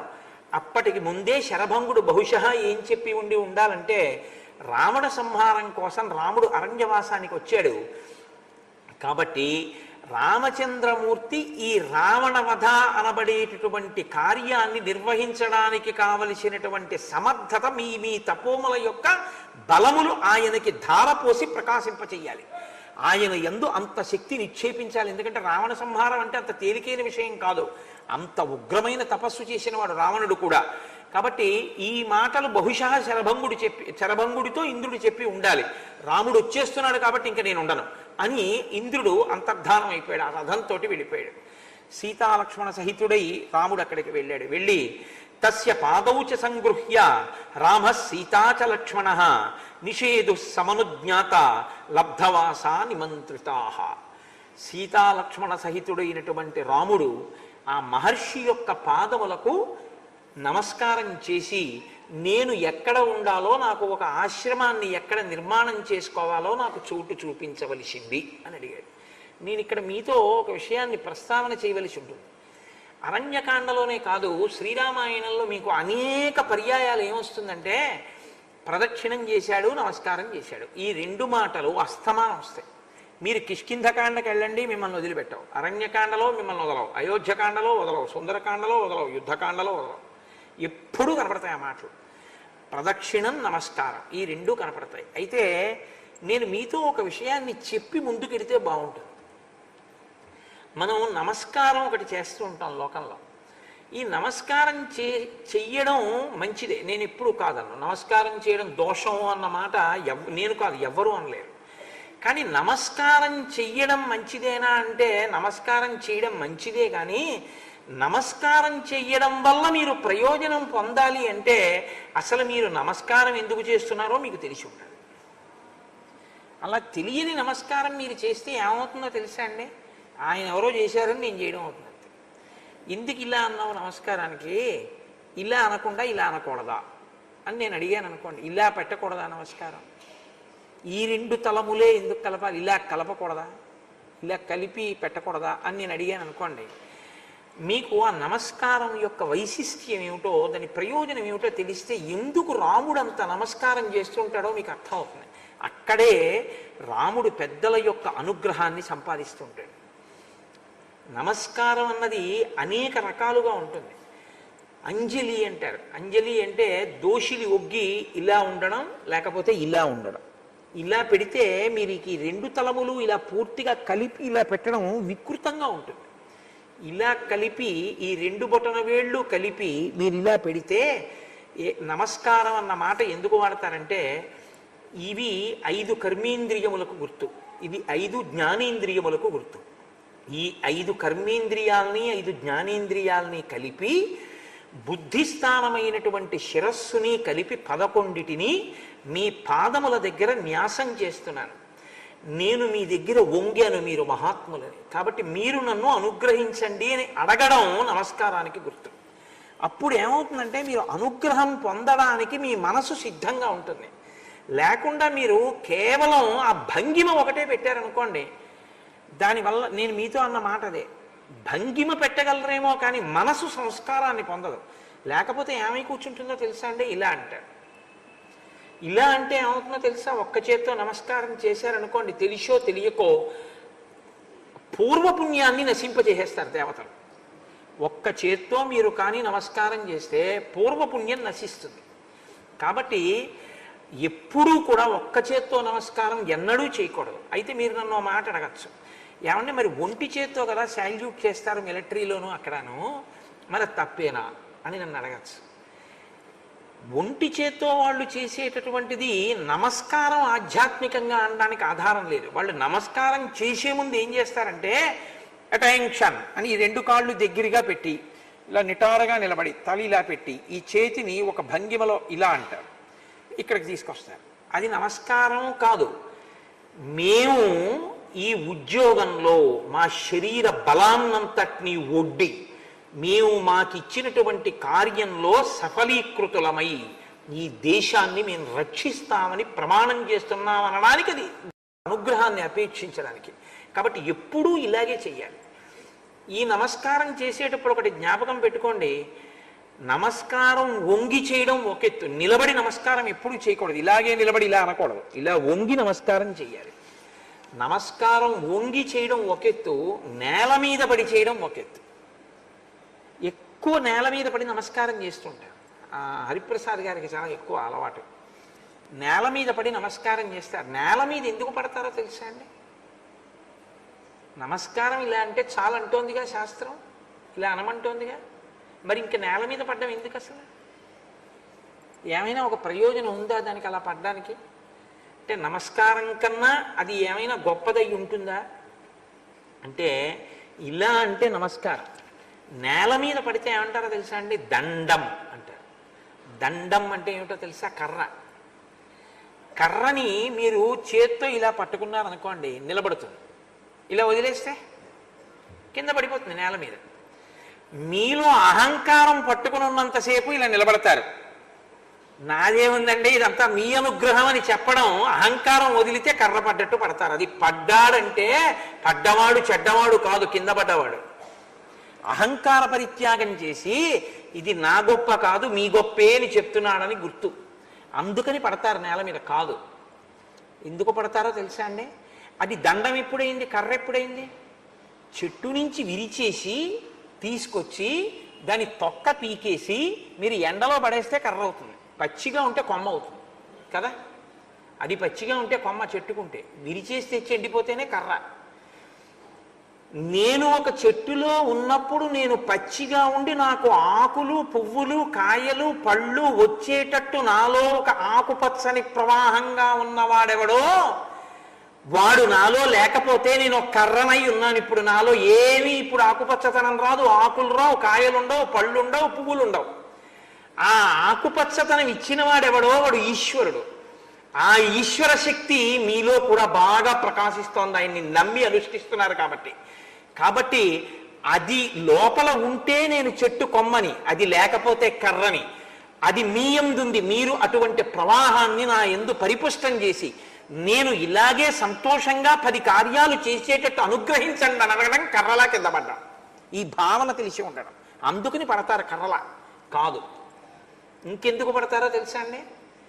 నించున్నవాడు పడిపోతాడు, కూర్చున్నవాడు పడిపోతాడు, భూమి మీద పడిపోయినవాడు ఇంకా పడ్డానికి ఏమి ఉండదు. కాబట్టి అయ్యా నేను ఇంకా పడిపోకుండా నన్ను రక్షించండి. నేను నిన్నాళ్ళు బాగా నించున్నవాడిని అనుకోవట్లేదు, పడిపోయినవాడిని. ఇంకా పడిపోకుండా నన్ను మీరు కాపాడండి, నన్ను పైకి ఎత్తండి అని అడగడం పడిపోయానని చెప్పడానికి. పడిపోయిన వాడిని కాబట్టి ఇక పడను, ఇది తెలిస్తే వినయంతో పడిపోతాడు. కాదు, ఇంకా ఎందుకు పడిపోతాడో తెలుసా అండి? పడిపోతే పృష్ఠభాగం కనపడుతుంది, పడకపోతే పృష్ఠభాగం కనపడదు. ఇలా నిలబడి నమస్కారం చేసామనుకోండి ముందు భాగం కనపడుతుంది, పడిపోతే పృష్ఠభాగం కనపడుతుంది. పృష్ఠభాగం పెద్దలకి చూపించకూడదు. సభ ఉందనుకోండి, సభకి పృష్ఠభాగం పెట్టి కూర్చోకూడదు. దేవాలయంలో ఈశ్వరుడికి పృష్ఠభాగం చూపిస్తూ బయటికి వెళ్ళకూడదు. పృష్ఠభాగం దర్శనీయం కాదు, అలా చూపించకూడదు. మరి పడిపోయి పృష్ఠభాగం ఎలా చూపిస్తున్నావు అంటే, అయ్యా నా మనసు ఇన్నాళ్ళు ఈ శరీరాన్ని భోగాలు భోగాలన్న పేరు చెప్పి ఇంద్రియాలకి మేత వేసి తిప్పి తిప్పి తిప్పి తిప్పి పాడు చేసింది. ఆ మనసు ఇప్పుడు మారి ఈ శరీరాన్ని ఇంకా అలా తిరక్కే, పెద్దల పాదాల దగ్గర వెళ్ళి పడిపో అని నన్ను తీసుకొచ్చి తిప్పడం మానేసి తిరిగి తిరిగి ఎంత పడిపోయావో ఇక్కడ పడిపోతే పడ్డం మానేసి పైకి లేవడం ప్రారంభం అవుతుందని నన్ను కింద పడేసింది. అందుకని ఇప్పుడు నేను నా ఇంద్రియాలకి భోగాలకి నా పృష్ఠభాగం చూపిస్తున్నాను, మీ పాదాలకి నా కళ్ళు చూపిస్తున్నాను.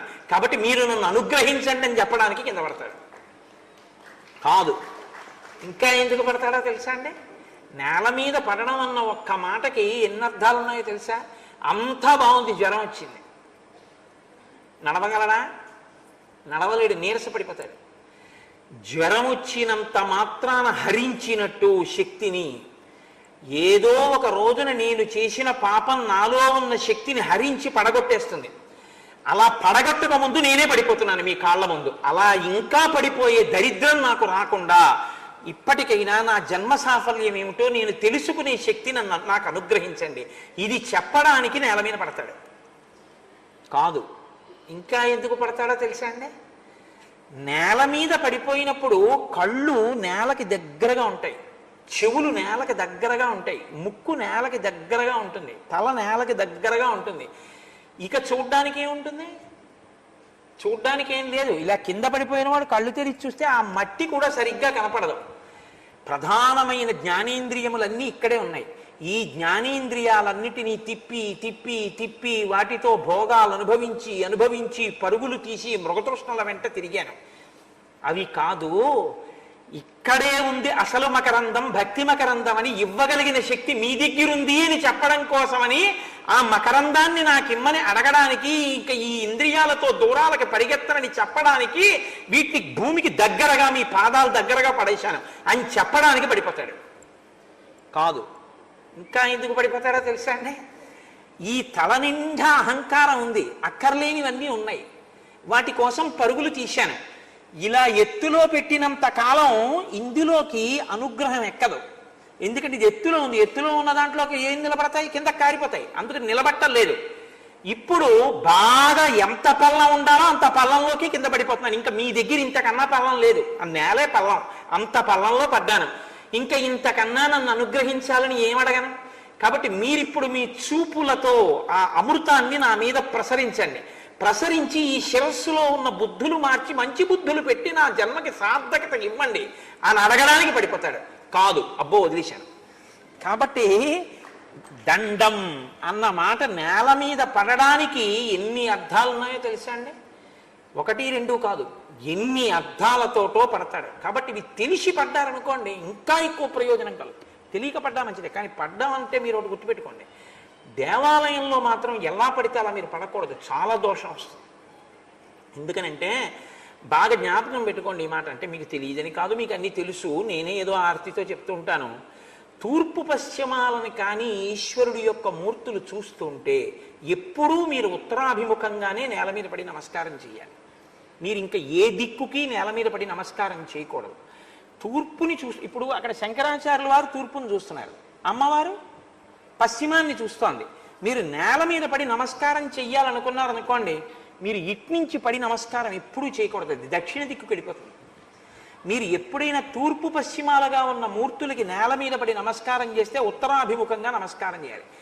ఉత్తర దక్షిణాలని కానీ మూర్తులు చూస్తూ ఉంటే మీరు నేల మీద పడి నమస్కారం చేయాలంటే తూర్పు ముఖంగా నమస్కారం చేయాలి తప్ప ఇంకొక మార్గం ఉండదు. ఒకే చోట అనేక మూర్తులు ఉన్నాయనుకోండి, ధ్వజస్తంభాలు లేకుండా ఒకే ప్రాంగణంలో, అంటే గోడల మధ్యలో, గోడల హద్దుగా ఉన్నాయనుకోండి, అప్పుడు నేల మీద పడకుండా ఉండడం మంచిది. ఎందుకో తెలుసా? అలా పడితే కాళ్ళు ఇంకో మూర్తి వైపు కడతాయి, దోషం వస్తుంది. నేను పడకూడదు, పడకుండా నమస్కారం చేయడం మంచిది. నేల మీది పడి నమస్కారం చేసేటప్పుడు పెద్దలు ఎదురుగుండా ఉంటే వారి కాళ్ళు ముట్టుకోకుండా నేల మీద పడ్డమే ఎప్పుడూ మంచిది. పాదాలు ముట్టుకుని నమస్కారం చేయడం కన్నా పాదాలు ముట్టుకోకుండా చేసే నమస్కారం ఎక్కువ అనుగ్రహాన్ని ఇస్తుంది మీకు. అది ఎందుకు అన్నది ఇప్పుడు నేను చెప్పాలంటే చాలా సమయం తీసుకుంటుంది. కాబట్టి ఆ మాట నమ్మండి చాలు.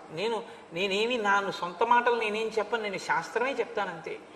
కాబట్టి పాదాలని ముట్టుకోకుండా మీరు వంగి నమస్కారం చేయడం, పాదాలు తగలకుండా నేల మీద పడ్డమే ఎప్పుడు శ్రేయస్కరమైనటువంటి నమస్కార పద్ధతి. ప్రదక్షిణం చేసి ఆ నేల మీద పడుతుంటారు. ప్రదక్షిణం అంటే మీరు బాగా గుర్తుపెట్టుకోండి, ప్రదక్షిణం ఎలా చేయాలి అని ఒక అనుమానం ఉంటుంటుంది చాలామంది. ప్రదక్షిణం అంటే ఎప్పుడూ దేవాలయంలోని ఈశ్వరుడు మీ కుడి భుజం వైపుకే ఉండేటట్టు చూసుకోవడానికి ప్రదక్షిణం అని పేరు. దక్షిణం అంటే కుడి, సంస్కృతంలో దక్షిణ భాగే అంటే కుడి, వామభాగే అంటే ఎడం. దక్షిణం ప్రదక్షిణం, మీ కుడి భుజం వైపుకి ఈశ్వరుడు ఉంటే ప్రదక్షిణం అంటారు. అంటే శివాలయం వైపుకి అర్పించి వచ్చామనుకోండి, ధ్వజస్తంభానికి ఎడం పక్కగా అలా తిరుగుతున్నాను అనుకోండి, నా కుడి చేతి వైపే ఉంటాడు ఈశ్వరుడు. అలా తిరుగుతూ మళ్ళీ ధ్వజస్తంభం దగ్గరికి వచ్చాననుకోండి, నేను చుట్టూ తిరిగినా నా కుడి భుజం వైపుకే ఈశ్వరుడు ఉంటాడు లోపల. అలా ఉండడాన్ని ప్రదక్షిణ పూర్వక నమస్కారం అంటారు. నేను ఎప్పుడు అలా ఉన్నాడా లేదా చూసుకోవాలి ప్రదక్షిణం చేసేటప్పుడు, అది ప్రదక్షిణం అని పేరు. తప్ప మీ ఎడం భుజం వైపుకి వెళ్ళకూడదు, దేవాలయం వెళ్ళకుండా తిరగాలి తిరిగేటప్పుడు. ఇంకొకటి జ్ఞాపకం పెట్టుకోండి, మీరు ఎప్పుడైనా దేవాలయంలోకి వెళ్ళి నమస్కారం చేసేటప్పుడు ఎదురుగుండా నిలబడి ఎప్పుడూ నమస్కారం చేయకూడదు. ఒక పక్కకి తిరిగి నమస్కారం చెయ్యాలి తప్ప మూర్తికి అభిముఖంగా నించుని ఇలా నమస్కారం ఎప్పుడూ పెట్టకూడదు. ఆయన తేజస్సు మీరు భరించలేరు, మీరు పక్కకు ఉండాలి. కనుక ఇవి నమస్కారంలోనూ ప్రదక్షిణంలోనూ నేల మీద పడ్డంలోనూ మీరు తెలుసుకోవలసినటువంటి విషయాలు. అన్ని వేళలా చెయ్యి ముట్టుకోవడం, షేక్ హ్యాండ్ ఇచ్చే ప్రయత్నం ఎప్పుడూ చేయకూడదు. అసలు సనాతన ధర్మంలో ఆ పద్ధతి లేదు. అది ఒకచో మీకు ఎప్పుడైనా నేను సందర్భం వచ్చినప్పుడు చెప్తాను, కొన్ని ప్రత్యేక పరిస్థితులలోనే అది ఉంటుంది. పాణిగ్రహణం అని మనకి చెయ్యి పట్టుకోవడం అనేటటువంటిది ఒకటి ఉంది వివాహంలో. ఆడపిల్ల చేతిని మగపిల్లవాడు పట్టుకుంటాడు, అటువంటిది తప్ప కొన్ని సందర్భాల్లో చేతులు కలపడం తప్ప అన్ని వేళలా అసలు షేక్ హ్యాండ్ ఇచ్చుకోవడం అనేటటువంటి మాట సనాతన ధర్మంలో లేదు. నమస్కారం చేయడమే. నమస్కారం చేసేటప్పుడు ఇంకొక పెద్ద లక్షణం ఉంది తెలుసా అండి, నమస్కారం వేరు, అభివాదం వేరు. అభివాదం చేస్తున్నానని నమస్కారం చేయకూడదు, నమస్కారం చేస్తానని అభివాదం చేయకూడదు. అభివాదం చేస్తున్నాను అంటే పరిచయం చేసుకోవాలి మిమ్మల్ని మీరు. పరిచయం చేసుకుంటున్నానంటే నేను కోటేశ్వరానంటే నేను ఫుడ్ కార్పొరేషన్లో పనిచేస్తున్నానని పరిచయం చేసుకోకూడదు. మీరు ఎలా పరిచయం చేసుకోవాలంటే మీ ప్రవర చెప్పి పరిచయం చేసుకోవాలి. చతుస్సాగర పర్యంతం గో బ్రాహ్మణేభ్య శుభం భవతు ఆత్రేయస అర్చనానస సామాశ్వ త్రయారుషేయ ప్రవరాన్విత ఆత్రేయశగోత్ర ఆపస్తంభసూత్ర యజుశాఖాధ్యాయి అంతే. ఆ తర్వాత పేరు చెప్పేసిన తర్వాత నమస్కారం చేయకూడదు. అభివాదం అంటే యజుశాఖాధ్యాయి అని చెప్పిన తర్వాత ధనస్సు అంటారు. ధనస్సు అంటే ధనస్సు ఎలా వంగుతుందో లక్ష్యం అన్నమాట, లక్ష్యశుద్ధి. అలా వంగి నమస్కారం చేసి చెవులు ఇలా పట్టుకుని కుడి చెయ్యి కుడి చెవి మీదకి, ఎడం చెయ్యి ఎడం చెవి మీదకి, కానీ కుడి చెయ్యి ఎడం చెవి మీద ఉండేటట్టు పట్టుకుని అప్పుడు పేరు చెప్పాలి. కోటేశ్వర శర్మ హంభో అభివాదయే అనాలి. దానికి అభివాదం అని పేరు. పరిచయంతో కూడిన నమస్కారం అయితే అభివాదం. ప్రణిపాతం అని ఒకటి ఉంటుంది. పాతం అంటే పడిపోవడం, నిపాతం అంటే అకస్మాత్తుగా పడిపోవడం. ఓ స్తంభం పడిపోతే ఎలా పడిపోతాడో అలా మెల్లమెల్లగా మోకాళ్ళ అవి పెట్టి పడిపోవడం కాదు. ఒక ధబేల్మని ఒక స్వర్ణదండం ఎలా పడిపోతుందో అలా పడిపోతాడు. అది కూడా ప్రణిపాతము. సుందరకాండలో వస్తుంది, ప్రణిపాత ప్రసన్నా హిమైదిలి జనకాత్మజ అని. అలా పడిపోవడం అంటే ఎవరి ముందు పడిపోవాలో తెలుసా అండి, పరమ విజ్ఞుడైనటువంటి గురువు అకస్మాత్తుగా అనుకోకుండా గురువు గారు కనపడితే స్వర్ణదండం నేల మీద పడ్డట్టు పడిపోవాలి. అంటే అది ఆ స్థాయి ఎవరికి ఉంటుందంటే, ఒక భారతీ తీర్థ మహాస్వామి వంటి మహాస్వాములు కనపడితే ప్రణిపాతం చేశారంటారు. ప్రణిపాతం అంటే స్వర్ణదండం నేల మీద పడిపోతే దెబ్బ తగులుతుందేమో అని కూడా చూడకుండా ఎలా పడుతుందో అలా పడితే దాన్ని ప్రణిపాతం అంటారు. దానికి ప్రణిపాతం అని పేరు, దీనికి అభివాదం అని పేరు, దానికి నమస్కారం అని పేరు, దీనికి అంజలి అని పేరు, దీనికి దండం అని పేరు. ఇన్ని రకాలుగా ఉంటుంది. కాబట్టి దానికి ప్రదక్షిణం అని పేరు. మీరు ఎలా వస్తున్నారు, మీరు ఏం చేస్తున్నారు అన్నదాన్ని బట్టి పెద్దలు మీ సంస్కారాన్ని గ్రహిస్తారు, గ్రహించి అనుగ్రహిస్తారు. అనుగ్రహించడానికి వీలుగా మీరు లోపల మనసులో పరిపుష్టం చేసుకున్నారనుకోండి, పరిపుష్టం చేసుకుంటే అప్పుడు ఏమవుతుందంటే మీరు దాన్ని పొందడానికి బాగా యోగ్యతని పొందుతారు. కాబట్టి ఇది చెప్పకుండా నేను అనేక మాటలు రాముడు నమస్కారం చేశాడు, రాముడు నమస్కారం చేశాడు, సీతమ్మ నమస్కారం చేసిందని చెప్తే దానికి అందం ఉండదు. రెండు మీరు ఒకటి గుర్తుపెట్టుకోండి. మీ ఇంటికి పెద్దలు ఎవరైనా వచ్చారనుకోండి, మీరు మీ ఇంటికి పెద్దల్ని పిలిచారనుకోండి, మీ ఇంటికి పెద్దలు వచ్చారనుకోండి, మీరు ఒకసారి నమస్కారం చేసి మీ ఆవిడని ఒకసారి నమస్కారం చేయమని, మీ అబ్బాయిని ఒకసారి నమస్కారం చేయమని, మీ కోడలను ఒకసారి నమస్కారం చేయమని, మీ మనవడిని ఒకసారి నమస్కారం చేయమని, మనవరాలను ఒకసారి నమస్కారం చేయమని. అలా చేయకూడదు. అలా చేస్తే అది దోషభూయిష్టం ఆ నమస్కారం. కుటుంబ సభ్యులకి తెలిసి ఉంటే, మనం ఇవాళ ఒక మహాత్ముణ్ణి ఆహ్వానించాము, వారు మన ఇంటికి వస్తున్నారు అని తెలిస్తే కుటుంబ సభ్యులందరూ సిద్ధంగా ఉండాలి. ఆయన్ని ముందు ఉచితాసనం మీద కూర్చోపెట్టి ఏకకాలమునందు కుటుంబ సభ్యులందరూ కలిసి నమస్కారం చేయాలి. ఆడదాని యొక్క కడుపు వక్షస్థలం భూమికి తగలకూడదు. అవి ఈ లోకం పరిఢవిల్లడానికి స్థానములు కనుక మాతృత్వం ఎప్పుడూ కూడా అగౌరవపడకూడదు. అందుకని వాళ్ళకి పంచాంగ నమస్కారమే. అందుకని వాళ్ళు మోకాళ్ళ వరకు మోచేతుల మీద వంగి తల తాటించి నమస్కరిస్తారు. కుటుంబ సభ్యులందరూ కలిసి ఒకేసారి నమస్కరించారనుకోండి, నేను మీకు నిజం చెప్తున్నాను, వచ్చిన మహాత్ముడు పరమ సంతోషాన్ని పొంది ఆచంద్రతారార్కం అన్న మాట కలిపి ఆశీర్వచనం చేసేస్తారు. పొంగిపోతారనమాట. ఆ కుటుంబం చాలా గొప్ప సంస్కారం తెలిసిన కుటుంబం అని గుర్తు. విడివిడిగా నమస్కారం చేస్తే వాళ్ళకి తెలియదు ఇంకా శాస్త్ర ప్రవేశం అవి ఏమీ లేవని గుర్తు. కాబట్టి నమస్కారంలో చెప్పేస్తారు, అవతల వాళ్ళ సంస్కార బలాన్ని చెప్తారు. రాముడు అనుగ్రహాన్ని పొందాడు అంటే నేను మీకు చెప్పింది చాలా తక్కువ ఇంకా నమస్కారం గురించి. ఇంకా అసలు నమస్కారము, ప్రదక్షిణము, దండము, ప్రణిపాతము, అభివాదము, వీటి మీద మీరు ఒక ఉపన్యాసాన్ని పెట్టుకోమని కాదు సుమండి బాబు నా ఉద్దేశం. ఇప్పుడు అవన్నీ వింటే బాగుంటుంది. నేనే అక్కర్లేదు, పెద్దలు ఎవరైనా దాని గురించి చెప్తారు. కాబట్టి ఇప్పుడు ఆ ఇంద్రుడు వెళ్ళిపోయిన తర్వాత శరభంగ మహర్షికి నమస్కారం చేశారు. నమస్కారం చేస్తే ఆయన ఎంతో సంతోషించారు. సంతోషించి, నేను నా తపస్సుతో సాధించినటువంటి అక్షయమైన లోకములలో ఉన్న సుఖములన్నింటినీ రామా నీకు ధారపోసేస్తున్నాను అన్నాడు. అంటే రాముడు అన్నాడు, అహమేవా హరిష్యామి సర్వలోకాన్ మహామునే ఆవాసం త్వహమిచ్చామి ప్రదిష్టమిహ కానని. మీరిచ్చినవి నేను స్వీకరిస్తాను ఆ ఫలములు, కానీ నేను ఎక్కడ ఉండి తపస్సు చేయడానికి అనువుగా ఉంటుందో నాకు అటువంటి ప్రాంతాన్ని చూపించవలసి ఉంటుంది. నేను ఎక్కడ ఉండి ఈ 14 సంవత్సరములో ఈ ఆశ్రమవాసాన్ని లేదా అరణ్యవాసాన్ని పూర్తి చేసుకోవచ్చో నాకు అటువంటి ప్రదేశాన్ని చూపించండి. అంటే ఆయన అన్నాడు, నీకు అటువంటి ప్రదేశాన్ని సుతీక్ష్ణుడు అనబడేటటువంటి మహర్షి ఇక్కడికి దగ్గరలో ఉన్నారు. గంగ మీద గుత్తులు గుత్తులుగా పువ్వులు వెళ్ళిపోతుంటాయి. ఆ మార్గాన్ని పట్టి వెళ్ళు. చాలా విచిత్రంగా ఉంటుందండి వర్ణనలన్నీ రామాయణంలో. ఆ మార్గాన్ని బట్టి వెళ్ళు. వెడితే నీకు అక్కడ ఒక గొప్ప ఆశ్రమం కనపడుతుంది. ఆ సుతీక్ష్ణుడు అన్న మహర్షి చెప్తారు అన్నారు. అని రామ, నేను నీ దర్శనం కోసమే ఎదురు చూస్తున్నాను ఇంతకాలం నుంచి. లేకపోతే ఈ శరీరాన్ని ఎప్పుడో వదిలిపెట్టి ఉండేవాడిని. ఇది వాళ్ళకి ఎలా ఉంటుందో తెలుసా అండి, శరీరం వదిలిపెట్టడం అన్నది. రమణ మహర్షి మాటల్లో చెప్పాలంటే కూలికి బియ్యం మోసేవాళ్లే ఉంటుంది. ఇప్పుడు కూలికి నేను ఒక బియ్యం బస్తా కొనుక్కుని 50 కేజీలు ఓ కూలివాడిని పిలిచి, ఆయా ఈ మూట తెచ్చి మా ఇంట్లో పడాయి అన్నాను అనుకోండి, ఆయన దాన్ని తల మీదో భుజం మీదో పెట్టుకుంటాడు. పాపం అది చేసి జీవనం చేస్తున్నాడు. కాబట్టి ఇప్పుడు ఆయన ఏమంటూ ఉంటాడంటే, ఏమంటే ఇదేనా, ఈ సందేనా, 3వ ఇల్లు అన్నారు, ఈ ఇల్లేనా అంటాడు. ఎందుకని? ఎంత తొందరగా మూట కింద పారేద్దామా అని ఆయనకుంటుంది. కూలికొచ్చిన వాడు ఎత్తుకున్న బియ్యం మూట ఎలా ఉంటుందో జ్ఞానికి తన శరీరం అలా ఉంటుంది. దీన్ని ఎలా వదిలిపారేద్దామా ఇంకా చూస్తుంటాడు. అలాగని చంపేయకూడదు. తనంత తాను పడిపోయే వరకు చూడాలి. అలా పడకుండా మహాత్ముల దర్శనం కోసం అట్టి పెట్టుకుంటారు కూడా వాళ్ళు. వాళ్ళకి ఆ శక్తి ఉంటుంది. కాబట్టి నీ దర్శనం కోసం దీన్ని అట్టి పెట్టాను. లేకపోతే ఈ పాటికి నన్ను అసలు ఇంద్రుడు బ్రహ్మలోకానికి తీసుకెళ్ళడానికి వచ్చాడు రథం పట్టుకుని. నువ్వు వెళ్ళు, నేను వస్తానులే అన్నాను. అంటే మళ్ళీ ఇంద్రుడు వస్తాడా? అక్కర్లేదు, ఆయన రావడం ఎందుకు, నేనే వెళ్ళిపోతాను. అంటే ఎంత తపశ్శక్తి సంపన్నులో చూడండి ఈ దేశంలో. కాబట్టి రామ, నీ దర్శనం అయిపోయింది, నీకు నేను అతిథి పూజ చేశాను, కాబట్టి ఈ శరీరాన్ని విడిచిపెట్టేస్తాను అన్నాడు. సీతారామ లక్ష్మణులు తెల్లబోయి చూస్తున్నారు, ఏమిటి శరీరం ఏమిటి, విడిచిపెట్టే ఏమిటి, బ్రహ్మలోకానికి వెళ్ళిపోవడం ఏమిటి అంటే తెలియదని కాదు, రాముడికి ఆ శక్తి ఎరుగనివాడని కాదు దాని ఉద్దేశం. మీరు ఆ సంఘటనను అసలు అలా ఎలా వదులుతారన్నది మీరు చూడాలి.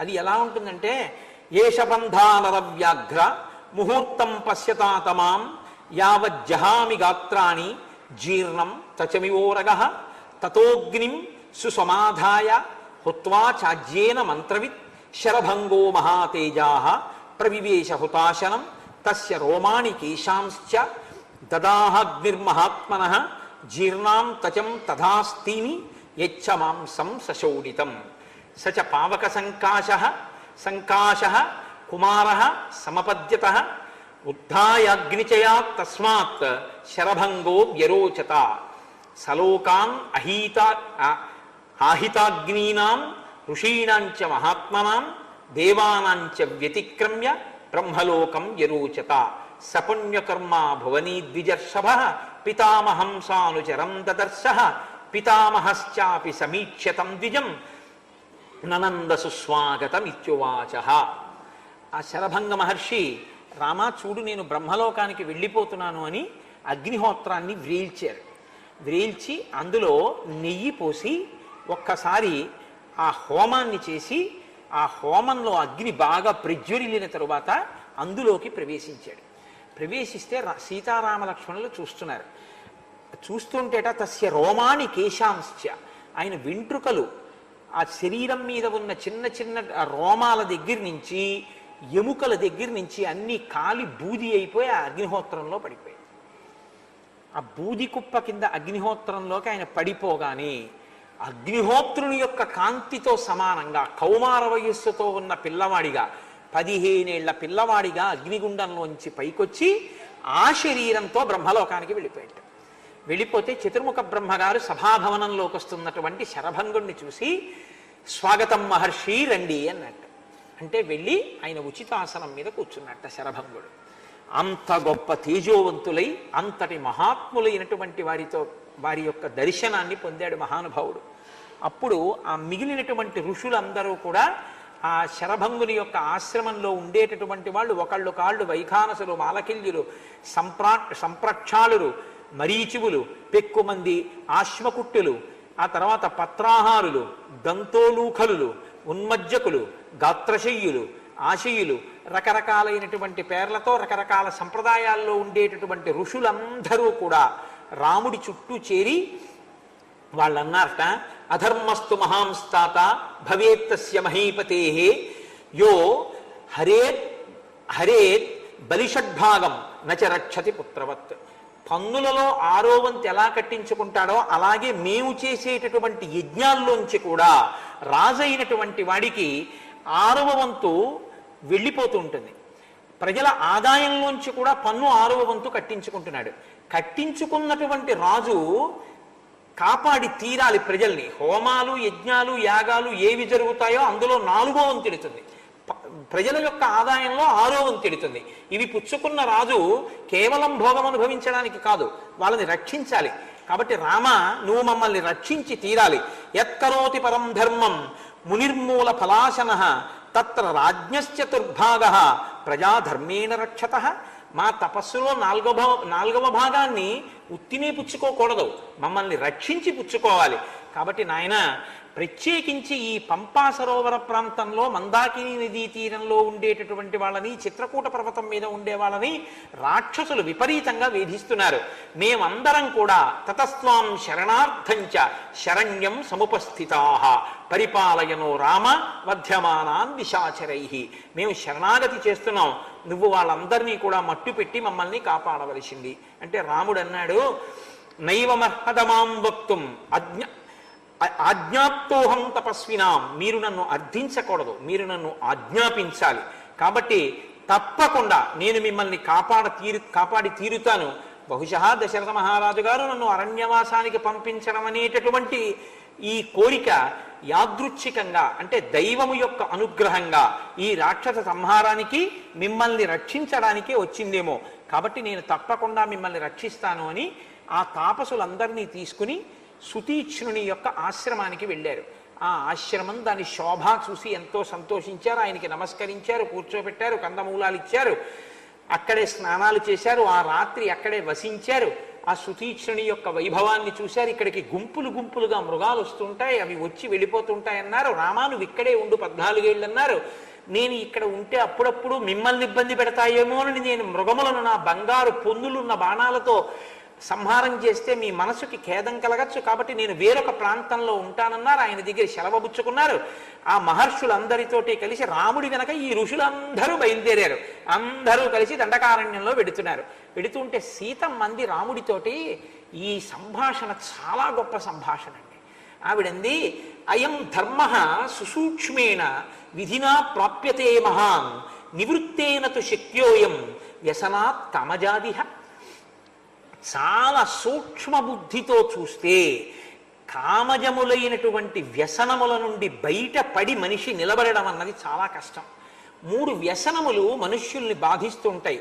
త్రీణ్యేవ వ్యసనాన్యాత్ర కామజాని భవంత్యుత మిథ్యావాక్యం పరమకం తస్మాద్గురు తరావుభౌ పరదారాభిగమనం వినా వైరం చ రౌద్రత మిథ్యావాక్యం నతే భూతం న భవిష్యతి రాఘవ కుతోభిలాషణం స్త్రీణాం పరేషాం ధర్మనాశనం స్వదార నిరతస్త్వం చ నిత్యమేవ నృపాత్మజ ధర్మిష్ట సత్యసంధశ్చ పితుర్నిర్దేశకారక సత్యసంధ మహాభాగ శ్రీమన్ లక్ష్మణపూర్వజ త్వయి సత్యంచ ధర్మశ్చ త్వయి సర్వం ప్రతిష్ఠితం. రామ 3 వ్యసనములు మనిషిని బాధ పెట్టేటటువంటివి. మొట్టమొదటిది అన్నిటికన్నా భయంకరమైంది అసత్యాన్ని మాట్లాడడం. రెండోది పరస్త్రీ యందు వ్యామోహాన్ని కలిగి ఉండడం. మూడవది ఏ క్రోధము పొందడానికి అవకాశం లేకుండా, కారణం లేకుండా, తగినంత కారణం లేకుండా అవతల వాళ్ళ మీద తను పగ పెంచుకోవడం. రామ, మీరు అసత్యం ఆడరు అన్న విషయం లోకవిదితం. మీరు ఎన్నడూ అసత్యం ఆడరు. మీకు పరదారుల యందు అనురక్తి కూడా లేదు. మీకంటూ అనురక్తి ఉంటే ఒక్క స్వభార్య యందు, నా యందు మాత్రమే ఉంది. మీరు ఏకపత్ని వ్రతులు, నాకు తెలుసు. కానీ నాకు ఒక విషయం అనిపిస్తోంది, ఇవాళ మీలో నిష్కారణంగా మీతో వైరం పెట్టుకోవడానికి లేదా మీరు వైరం పెట్టుకుని రౌద్ర ప్రవృత్తి చూపించడానికి తగిన కారణం లేని వారి యందు మీరు కోపంతో ఉన్నారేమో, మీరు తప్పు చేస్తున్నారేమో అని నాకు అనిపిస్తోంది. ఎందుచేతనంటే రాక్షసులు మీకేం అపకారం చేశారు? వాళ్ళు మీ జోలికి ఏమైనా వచ్చారా? వాళ్ళేం రాలేదు. మీరిప్పుడు అరణ్యానికి ఎందుకు వచ్చారు? 14 సంవత్సరములు వనవాసానికి వచ్చారు. వనవాసానికి వచ్చిన వారు ఏం చేయాలి? తపస్సు చేస్తూ గడపాలి. మీరేం చేస్తానంటున్నారు? ధనస్సు బాణాలు పట్టుకొచ్చారు. పట్టుకొచ్చిన వారు ఏం చేస్తున్నారు? రాక్షస సంహారం చేస్తానని మునులకు మాట ఇచ్చారు. ఇప్పుడు మునులకు మాట ఇచ్చానని చెప్పి మీరు క్రూర మృగాల్ని చంపి రాక్షసుల్ని చంపితే వాళ్ళు మీ మీద కక్ష పెట్టుకుంటారు. కక్ష పెట్టుకున్న తర్వాత ఈ పరిణామాలు ఎక్కడికి పెడతాయో మనకి తెలియదు. మీరు అసలు ఈ ధనస్సు బాణాలు ఎందుకు పట్టుకురావాలి? ఇవి పట్టుకురావడం వల్లే మీకు నేను అభయం ఇస్తున్నాను, మిమ్మల్ని నేను కాపాడుతాను, ఆ రాక్షసుల్ని చంపుతాను అని మీకు అపకారం చెయ్యని రాక్షసుల ఎడల మీరు రౌద్ర ప్రవృత్తిని పెంచుకుంటున్నారు. కాబట్టి ఈ ధనుర్బాణాల్ని పక్కన పెట్టేసి మీరు తాపసిగా జీవితాన్ని గడిపితే బాగుంటుంది. రాక్షస సంహారం మీకెందుకు రామా, ఎందుకు మాట ఇచ్చినట్టు మీరని అడిగింది. అడుగుతూ ఆవిడంది, నేను మీతో ఒక మాట చెప్తాను. ఈ 14 ఏళ్ళు పూర్తయి అయోధ్యకు మళ్ళీ వెళ్ళిపోయిన తర్వాత ధనుర్బాణాలని పట్టుకోండి. పురాకిల మహాబాహో తపస్వి సత్యవాక్యుభి. పూర్వకాలంలో ఒక మహానుభావుడు సత్యసంధుడు ఒక ఆయన తపస్సు చేసుకునేవాడు. ఆయన తపస్సుని భగ్నం చెయ్యాలి అని ఇంద్రుడు అనుకున్నాడు. ఇంద్ర శచీపతి తస్యైవ తపసో విఘ్నం ఖడ్గపాణి రథా గచ్చత్ ఆశ్రమం భటరూపధృత్. ఒకనాడు ఒక రథంలో ఒక భటుడి రూపంలో వచ్చి గబగబా ఆశ్రమంలోకి వెళ్ళి ఒక కత్తి ఒకటి పట్టుకెళ్ళి ఆ తపస్సు చేసుకుంటున్నటువంటి వ్యక్తికి ఇచ్చాడు. ఏమీ లేదండి, నాకు కొద్దిగా ఆపద వచ్చింది, ఈ ఖడ్గం నా దగ్గర ఉండకూడదు, కొన్నాళ్ళు మీ దగ్గర ఉంచండి, మళ్ళీ వచ్చి తీసుకుంటాను, జాగ్రత్త సుమా అని దాన్ని అక్కడ న్యాసంగా పెట్టాడంటే కొన్నాళ్ళు అక్కడ ఉంచమని చెప్పి తాను వెళ్ళిపోయాడు ఇంద్రుడు.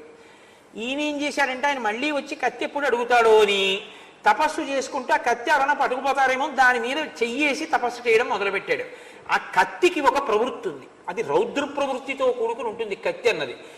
ఆ గుణం ఈయనలోకి వచ్చింది. ఈయన మెల్లిగా దర్భల కోసం వెళ్ళినా కందమూలాలకు వెళ్ళినా కత్తి అట్టుకు తిరగడం మొదలెట్టాడు. ఈ కత్తి చేతిలో ఉంది కాబట్టి ఇంకా అక్కర్లేనివన్నీ కొయ్యడం, తరగడం, నరకడం, చంపడం, ఇది చివరికి ఏ స్థితికి వెళ్ళిపోయిందంటే అతను అందరినీ బాధ పెట్టి హత్యలు చేసి దొంగతనాలు చేసి పనికొచ్చేటటువంటి స్థితిలో, అలాంటి స్థితిలో అంటే దొంగతనాలు చేసి బ్రతికేటటువంటి స్థితిలోకి వెళ్ళిపోయి తన జీవితాన్ని పాడు చేసుకుని తపస్సుని భగ్నం చేసుకున్నాడు.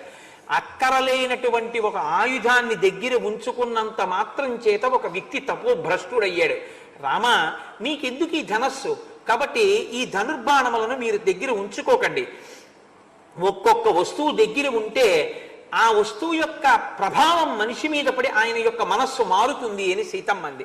ఇది హితబోధ కాదు. స్నేహాచ్చ బహుమానచ్చ స్మరయేత్వాం న శిక్షయే. నేను మీ ఎందున్న ప్రీతితో ఈ మాట చెప్పాను, మీరు ఆలోచించి ఎలా చెయ్యాలనుకుంటే అలా చెయ్యండి. అంటే రాముడు నవ్వి అన్నాడు, క్వచ శస్త్రం క్వచ వనం క్వచ క్షాత్రం తపక్వచ. ఎందుకండి ఈ ధనస్సు, ఎందుకండి ఈ వనం, ఎందుకండి ఈ నారచీర కట్టుకోవడం, పరస్పర విరుద్ధమైన వాటితో తిరగడం ఎందుకు అని కదా సీతమ్మ రాముడితో అంది. ఆయన అన్నాడు చూసి, కింతు వక్షామ్యహం దేవి త్వయైవోక్తమిదం వచః క్షత్రియైర్ధార్యతే చాపో నార్త శబ్దో భవేదితి. నీవు ఇత పూర్వం నాతో ఒక మాట అన్నావు సీత, గుర్తుపెట్టుకో. కింతు వక్షామ్యహం దేవి త్వయైవోక్తమిదం వచః. ఏ మాట అన్నావు? ఏ క్షత్రియుడు చేతిలో ధనుర్బాణములను పట్టుకుంటాడో అక్కడ ఆర్తనాదము వినబడదు అన్నావు. క్షత్రియుడుగా పుట్టిన వాడికి ఒక ధర్మం ఉంది, ధనస్సు బాణములు చేతపట్టి ఇతరులను రక్షించాలి. నేను పుట్టిందే క్షత్రియుడిగా కాబట్టి నాకు క్షాత్ర ధర్మం ఉంది, నేను ధనుర్బాణములను చేత పట్టుకోవాలి. కాబట్టి క్షత్రియైర్ధార్యతే చాపో, క్షత్రియుడు పట్టుకోవలసినటువంటి ధనుర్బాణాలని పక్కన పెట్టేసి వాళ్ళందరూ ఆర్తనాదాలతో ఉంటే నేను తపస్సు చేసుకుంటూ కూర్చుంటాను, వనవాసం చేసుకుంటున్నానని నేను ఎలా ఉంటాను? నా ధర్మం నేను నెరవేర్చద్దు. నేను ధర్మం కోసమే పుట్టాను సీత. కాబట్టి తేచార్తాదండకారణ్యే మునయ సంశ్రిత వ్రతాః మాం సీతే స్వయమాగమ్య శరణ్యాః శరణంగతాః. అసలు నేను వాళ్ళ దగ్గరికి వెళ్ళి మీ కష్టమేమిటని అడిగి ప్రతిజ్ఞ చేయాలి. అటువంటిది వాళ్లే నా దగ్గరికి వచ్చి నా కాళ్ళ మీద పడి నమస్కారం చేసి నాకు అర్ఘ్యపాద్యాదులు ఇచ్చి వాళ్ళు నన్ను రక్షించమని అడిగారు. అటువంటప్పుడు నేను కాని రక్షించకపోతే నరమాంస భక్షకులై వాళ్ళ తపస్సుకి విఘ్నం చేస్తున్నటువంటి ఆ రాక్షసులని నిగ్రహించకపోతే నా క్షాత్రధర్మానికి అర్థం ఎక్కడుంది? నేను ధనుర్బాణాలు ఎలా పక్కన పెడతాను? కాబట్టి నేను ఒకసారి మాట ఇచ్చాను అంటే ఆ మాటకి కట్టుబడిపోతాను తప్ప ఎట్టి పరిస్థితులలోనూ కూడా మాట విడిచిపెట్టాను. ఒకవేళ నేనన్న మాట కోసమని చెప్పి నిన్నే విడిచిపెట్టేయవలసి వస్తే, లక్ష్మణుణ్ణే విడిచిపెట్టేయవలసి వస్తే వదిలిపెట్టేస్తానన్నాడు. సంసృత్యత నసక్ష్యామి జీవమాన ప్రతిశ్రవం మునినా మన్యథా కర్తుం సత్యమిష్టం హిమే సదా అప్యహం జీవితం జహ్యాం త్వాం వాసీతే సలక్ష్మణాం నతు ప్రతిజ్ఞాం సంసృత్య బ్రాహ్మణేభ్యో విశేషతః. ఇచ్చినటువంటి మాట నుంచి వెనక్కి వెళ్ళడం అనేటటువంటిది ఎప్పుడూ జరగదు. అందులో తాపసులైనటువంటి బ్రాహ్మణులకు ఇచ్చిన మాట నుంచి నేను వెనక్కి తిరుగుతానా? ఒక్కనాటికి అటువంటి పని జరిగేటటువంటిది కాదు. కానీ నువ్వు మమ స్నేహాచ్య సౌహార్దాత్, నా యందు ఉన్నటువంటి స్నేహము చేత సౌహార్దము చేత ఈ మాటలు చెప్పడం నీకు ఎంతైనా యుక్తంగా ఉంది. కాబట్టి నేను రాక్షస సంహారం చేస్తాను, బ్రాహ్మణుల్ని తాపసుల్ని రక్షిస్తాను. మీరు ఈ విషయాన్ని ఒకటి గుర్తుపెట్టుకోవాలి. సీతమ్మ అమాయకురాలు ఈ మాట లేదు, అన్న మాటకి కట్టుబడి ఉంటాననేటటువంటి లక్షణాన్ని బాగా ప్రజ్వలింపచేసింది రామచంద్రమూర్తి యందు. ఈ మాటే రేపు రావణ సంహారం చేయిస్తుంది. ఎందుకంటే ఒక చిన్న నిప్పురవ్వ ఉందనుకోండి, ఊది ఊది ఊది ఊది దాని మీద ఓక వేసి దూది పెట్టి చేస్తే జ్వాల రేగుతుంది. అలా రాముడన్న మాట కాకతాళీయం కాదు, బాగా గుర్తు పెట్టుకున్నవాడు తన ధర్మమునందు నిలబడేటట్టు చేసింది సీతమ్మ. అది ఆవిడ పాతివ్రత్య లక్షణం. అగ్రత ప్రయయౌ రామ సీతామధ్యే సుమధ్యమ పృష్ఠతస్తు ధనుష్పాణి లక్ష్మణో అనుజగామ. ముందు రాముడు నడుస్తున్నాడు, మధ్యలో సీతమ్మ నడుస్తోంది, వెనక లక్ష్మణమూర్తి నడుస్తున్నారు. వాళ్ళు ఆ దండకారణ్యంలో తిరుగుతున్నారు. ఒక చోటికి వెళ్ళేటప్పటికి ఒక పెద్ద సరస్సు కనపడింది. ఆ సరస్సు లోపల వీణానాదం వినపడుతోంది, మృదంగధ్వనులు వినపడుతున్నాయి, నాట్యం చేసినటువంటి శబ్దాలు వినపడుతున్నాయి. ఆయన తనతో వచ్చినటువంటి ధర్మభృత్ అనబడేటటువంటి ఒక ఋషిని అడిగాడు, ఏమిటి సరోవరం లోపల నుంచి ఇవన్నీ వినపడుతున్నాయి ఏమిటి అని అడిగాడు. అడిగితే ఆయన అన్నాడు, తత ప్రవ్యధితా సర్వే దేవాః సాగ్ని పురోగమాః అబ్రువన్ వచనం సర్వే పరస్పర సమాగతాః. ఇక్కడ పూర్వకాలంలో మాండకర్ణి అనబడేటటువంటి ఒక ఋషి గొప్ప తపస్సు చేశాడు. ఆయన అంత తపస్సు చేస్తే అగ్నితో కలిసి కొంతమంది దేవతలకి భయం వేసింది. ఎందుకు భయం వేసింది అంటే ఈయన ఇలాగే తపస్సు చేస్తే దిక్పాలకుల పదవిలోకి ఆయన వస్తాడని. కాబట్టి ఆయన తపస్సు ఎలా పాడు చెయ్యాలి అని ఆలోచించారు. ఆలోచించి వాళ్ళందరూ కలిసి ప్రధానాప్సరస పంచ విద్యుచ్చలిత వర్చస, మెరుపు తీగలు ఎలా ఉంటారో అటువంటి 5 అప్సరసలని పంపించారు. వారి యందు కామమోహితుడయ్యాడు ఋషి అయి తను తన తపశ్శక్తితో యవనాన్ని తెచ్చుకున్నాడు. తెచ్చుకుని పైకి కనపడకుండా ఈ సరోవరం లోపల ఒక గొప్ప సౌధాన్ని నిర్మించాడు తపశ్శక్తితో. ఆ 5గురితోటి ఎప్పుడూ భోగాన్ని అనుభవిస్తూ ఉంటాడు. ఆ శబ్దములే వినపడుతూ ఉంటాయి. ఇది మాందకర్ణి యొక్క వృత్తాంతము అని చెప్పారు. ఇది కొంచెం ఆశ్చర్యకరంగా ఉంటుంది. ఇది ఎందుకు చెప్పవలసి వచ్చిందో తెలుసా అండి? తన తపస్సుని బ్రహ్మలోకం వరకు వెళ్ళడానికి వీలుగా ఉపయోగించుకుని జితేంద్రియులైనటువంటి మహాపురుషులు కొందరు తన తపస్సుని మళ్ళీ యవ్వనం తెచ్చుకోవడానికి ఉపయోగించుకుని వచ్చినటువంటి అప్సరసలతో భోగం అనుభవించడానికి నీటి కింద సౌధం కట్టుకుని తపస్సు పాడు చేసుకున్న వాళ్ళు కొందరు. తపస్సు చెయ్యడం ప్రధానం కాదు, తపస్సు చెయ్యడానికి ఏ లక్ష్యంతో బయలుదేరావో ఆ లక్ష్యాన్ని నువ్వు చిత్తశుద్ధితో పొందడానికి కావలసినటువంటి ధృతితో నిలబడగలగడం కూడా ప్రధానంగా ఉంటుంది. ఇది ఎంతమందిలో ఎలా ఉంటుందో, ఎలా ఎలా కదిలిపోతూ ఉంటారో చూపిస్తూ ఉంటుంది రామాయణం. కాబట్టి రామచంద్రమూర్తి ఇలా తిరుగుతున్నారట. తిరుగుతుండగా 10 సంవత్సరాలు పూర్తయిపోయినాయి అరణ్యవాసం. ఆయన మళ్ళీ సుతీక్ష్ణుని యొక్క ఆశ్రమానికి వెళ్ళారు. అక్కడ కొంతకాలం ఉన్నారు. ఉన్న తర్వాత నాకు అగస్త్యాశ్రమాన్ని దర్శించాలని ఉంది, కాబట్టి నాకు దాని దారి చెప్పండి అన్నారు. నాయన, ఇదిగో ఫలానా విధంగా వెళ్ళినట్టయితే నీకు ముందు అగస్త్య భ్రాత యొక్క ఆశ్రమం కనబడుతుంది. అగస్త్యుని యొక్క సోదరుడికి పేరేమిటో లేదు రామాయణంలో. అగస్త్య భ్రాత అంటే లోకంలో అపారమైన కీర్తి గణించినటువంటి వాడికి తమ్ముడుగా ఉంటే ఇంకా ఆయన పేరు లోకంలో ప్రకాశించారు. ఫలానా ఆయన తమ్ముడండి అంటారు అంతే. అగస్త్య భ్రాత అన్న పేరుతో ఆశ్రమం ఉంది అంటే అగస్త్యుడు ఎంత గొప్పవాడో మిమ్మల్ని ఊహించమని దాని అర్థం. కాబట్టి ఇప్పుడు ఆయన ఆ అగస్త్య భ్రాత ఉన్న ఆశ్రమం వైపుకి వెడుతున్నారు రామలక్ష్మణులు సీతమ్మతో కలిసి. వెడుతూ రాముడు అంటాడు అగస్త్యుడి యొక్క గొప్పతనం గురించి చెప్తూ, తస్యేదమాశ్రమ పదం ప్రభావాద్యస్య రాక్షసై దిగియం దక్షిణాత్రసాత్ దృశ్యతే నోపభుజ్యతే. దక్షిణ దిక్కుకి వచ్చి అగస్త్యుడు ఉన్న కారణంగా రాక్షసులు అసలు ఇటువైపుకి రావడానికి భయపడిపోతున్నారు. అంతటి గొప్ప తేజోవంతుడు అగస్త్యుడంటే. మహానుభావుడు. ఈ అగస్త్యుడు ఎక్కడున్నాడో అక్కడే నేను మిగిలినటువంటి కాలాన్ని గడిపేద్దాం అనుకుంటున్నాను. వాతాపి ఇల్వలుడు అని 2 రాక్షసులు ఉండేవారు ఒకానొకప్పుడు ఈ మార్గంలో. ఆ వాతాపి ఇల్వలుడులో వాతాపిని ఒక మేక కింద మారుస్తూ ఉండేవాడు ఇల్వలుడు. ఆ కాలంలో ఆ యుగంలో లక్షణం ఏమిటంటే పితృకార్యం చేస్తే అంటే శ్రాద్ధం పెడితే మాంసం పెట్టాలి. ఇప్పుడు కలియుగంలో లేదు అది. ఆ రామాయణంలో చెప్పారండి అని తేకూడదు, దానికి బదులు గారె మినుము. కాబట్టి అప్పుడు శ్రాద్ధం పెట్టేటప్పుడు మాంసం వాడవలసి ఉంటుంది. కాబట్టి ఇల్వలుడు ఏమనేవాడంటే బ్రాహ్మణుల్ని పిలిచి, మా నాన్నగారి పితృకార్యం ఉంది, మీరు బ్రాహ్మణుడిగా వచ్చి, మీరు బ్రాహ్మణుడు కాబట్టి వచ్చి ఆ పితృస్థానంలో మిమ్మల్ని నిమంత్రణం చేస్తున్నాం, మీరు భోజనం చేయవలసింది అనేవాడు. పాప వెర్రి బ్రాహ్మడు ఎవరో వచ్చేవాడు, కూర్చునేవాడు. ఈ మాంసాన్ని ఇల్వలుడు వాతాపిని గొర్రె కింద చేసి ముక్కలు కోసేసి ఉడికించేసి వంట చేసేసి పెట్టేసేవాడు.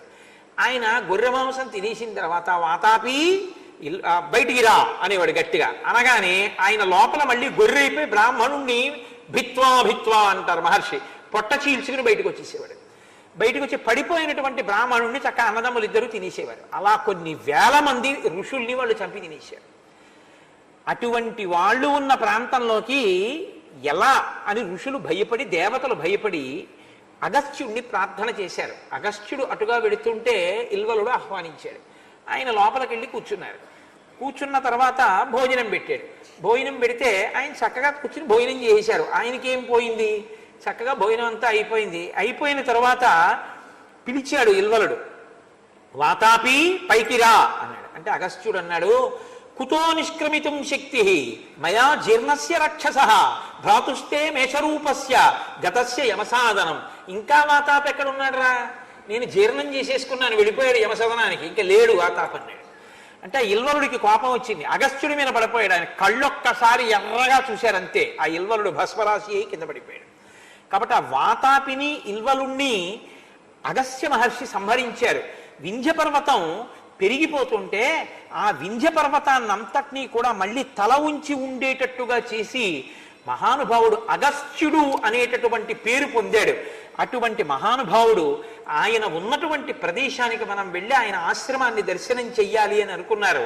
అగస్త్య భ్రాత ఆశ్రమానికి వెళ్ళారు, అక్కడ ఉన్నారు. అక్కడి నుంచి మళ్ళీ దారి కనుక్కుని అగస్త్య మహర్షి యొక్క ఆశ్రమానికి వెడుతున్నారు. వెడుతూ ఒక మాట చెప్తాడు రాముడు, లక్ష్మణ, అగస్త్యుని యొక్క ఆశ్రమం అంటే ఎటువంటిదో తెలుసా? నాత్ర జీవేన్ మృషావాది క్రూరోవా యదివా శటః నృశంసః కామవృత్తోవా మునిరేష తథావిధి. ఇక్కడ ఉండేటటువంటి వాడు అసత్యం పలికేవాడు కాని, వంచకుడు కాని, పీడించేవాడు కాని, స్వేచ్ఛగా ఏ నియమాలు పాటించకుండా జీవించేవాడు కాని అగస్త్యుని ఆశ్రమంలో ఉండరు. ఇక్కడ ఉండేవాళ్ళు అత్ర దేవాశ్చ యక్షాశ్చ నాగాశ్చ పతగైస్సహ వసంతి నియతాహార ధర్మమారాధయిష్ణవ. ఇక్కడ ఉండేటటువంటి వాళ్ళు దేవతలు, యక్షులు, నాగులు, వీళ్ళందరూ కూడా అగస్త్య మహర్షి యొక్క ఆశ్రమంలో ఉంటారు. అత్ర సిద్ధా మహాత్మానో విమానై సూర్యసన్నిభై త్యక్త దేహ నవైర్దేహై శర్యాతా పరమర్షయ. అగస్త్యుడి ఆశ్రమంలో తపస్సు చేసి శరీరాన్ని పడగొట్టేసి దివ్యమైన విమానాలు ఎక్కి ఊర్ధ్వలోకాలకి వెళ్ళిపోతుంటారు సూర్యుడి వంటి తేజస్సుతో. అంత గొప్ప ఆశ్రమం. లక్ష్మణ, మనం ఇప్పుడు ఆ ఆశ్రమానికి వెడుతున్నాం అన్నారు. అన్న తర్వాత వాళ్ళు అగస్త్యుని ఆశ్రమం దగ్గరికి వెళ్ళారు. సీతారాములు బయట నిలబడి లక్ష్మణుణ్ణి పంపించారు. మేము వచ్చామని చెప్పు నువ్వు అని. లక్ష్మణుడు లోపలికి వెళ్ళి రాముడు సీతాసహితుడై వచ్చాడు, అగస్త్య మహర్షిని చూడగోరుతున్నాడు కాబట్టి ప్రవేశాన్ని అపేక్షిస్తున్నాడు అని అడిగారు. అడిగితే అక్కడ ఉన్నటువంటి శిష్యుడు వెళ్ళి అగస్త్యుడికి చెప్పారు. అగస్త్యుడు అన్నాడు, దిష్ట్యా రామశ్చిరాస్యాద్య ద్రష్టుం మాం సముపాగతః మనసా కాంక్షితం హ్యస్య మయాప్యాగమనం ప్రతి. ఎప్పటి నుంచో నేను రాముడి ఆగమనాన్ని అపేక్షించి చూస్తున్నాను, ఇంకా రాముడు రాలేదేమో అని చూస్తున్నాను. రాముడు వస్తే ఇంకా బయట నిలబెట్టారా? అసలు నన్ను అడగడం ఎందుకు లోపలికి తీసుకురాలేదు, తీసుకురండి అన్నాడు. అనేసరికి సీతారాముల్ని లోపలికి ప్రవేశపెట్టి, అయ్యా రండి, అగస్త్యుల వారు మీకోసమే చూస్తున్నారు అన్నారు. లోపలికి తీసుకెడుతుంటే నాగరాజస్య చ స్థానం అనంతస్య మహాత్మనః స్థానం తథైవ గాయత్ర్య వసూనాం స్థానమేవ చ స్థానం చ పాశహస్తస్య వరుణస్య మహాత్మనః కార్తికేయస్య చ స్థానం ధర్మస్థానం చ పశ్యతి.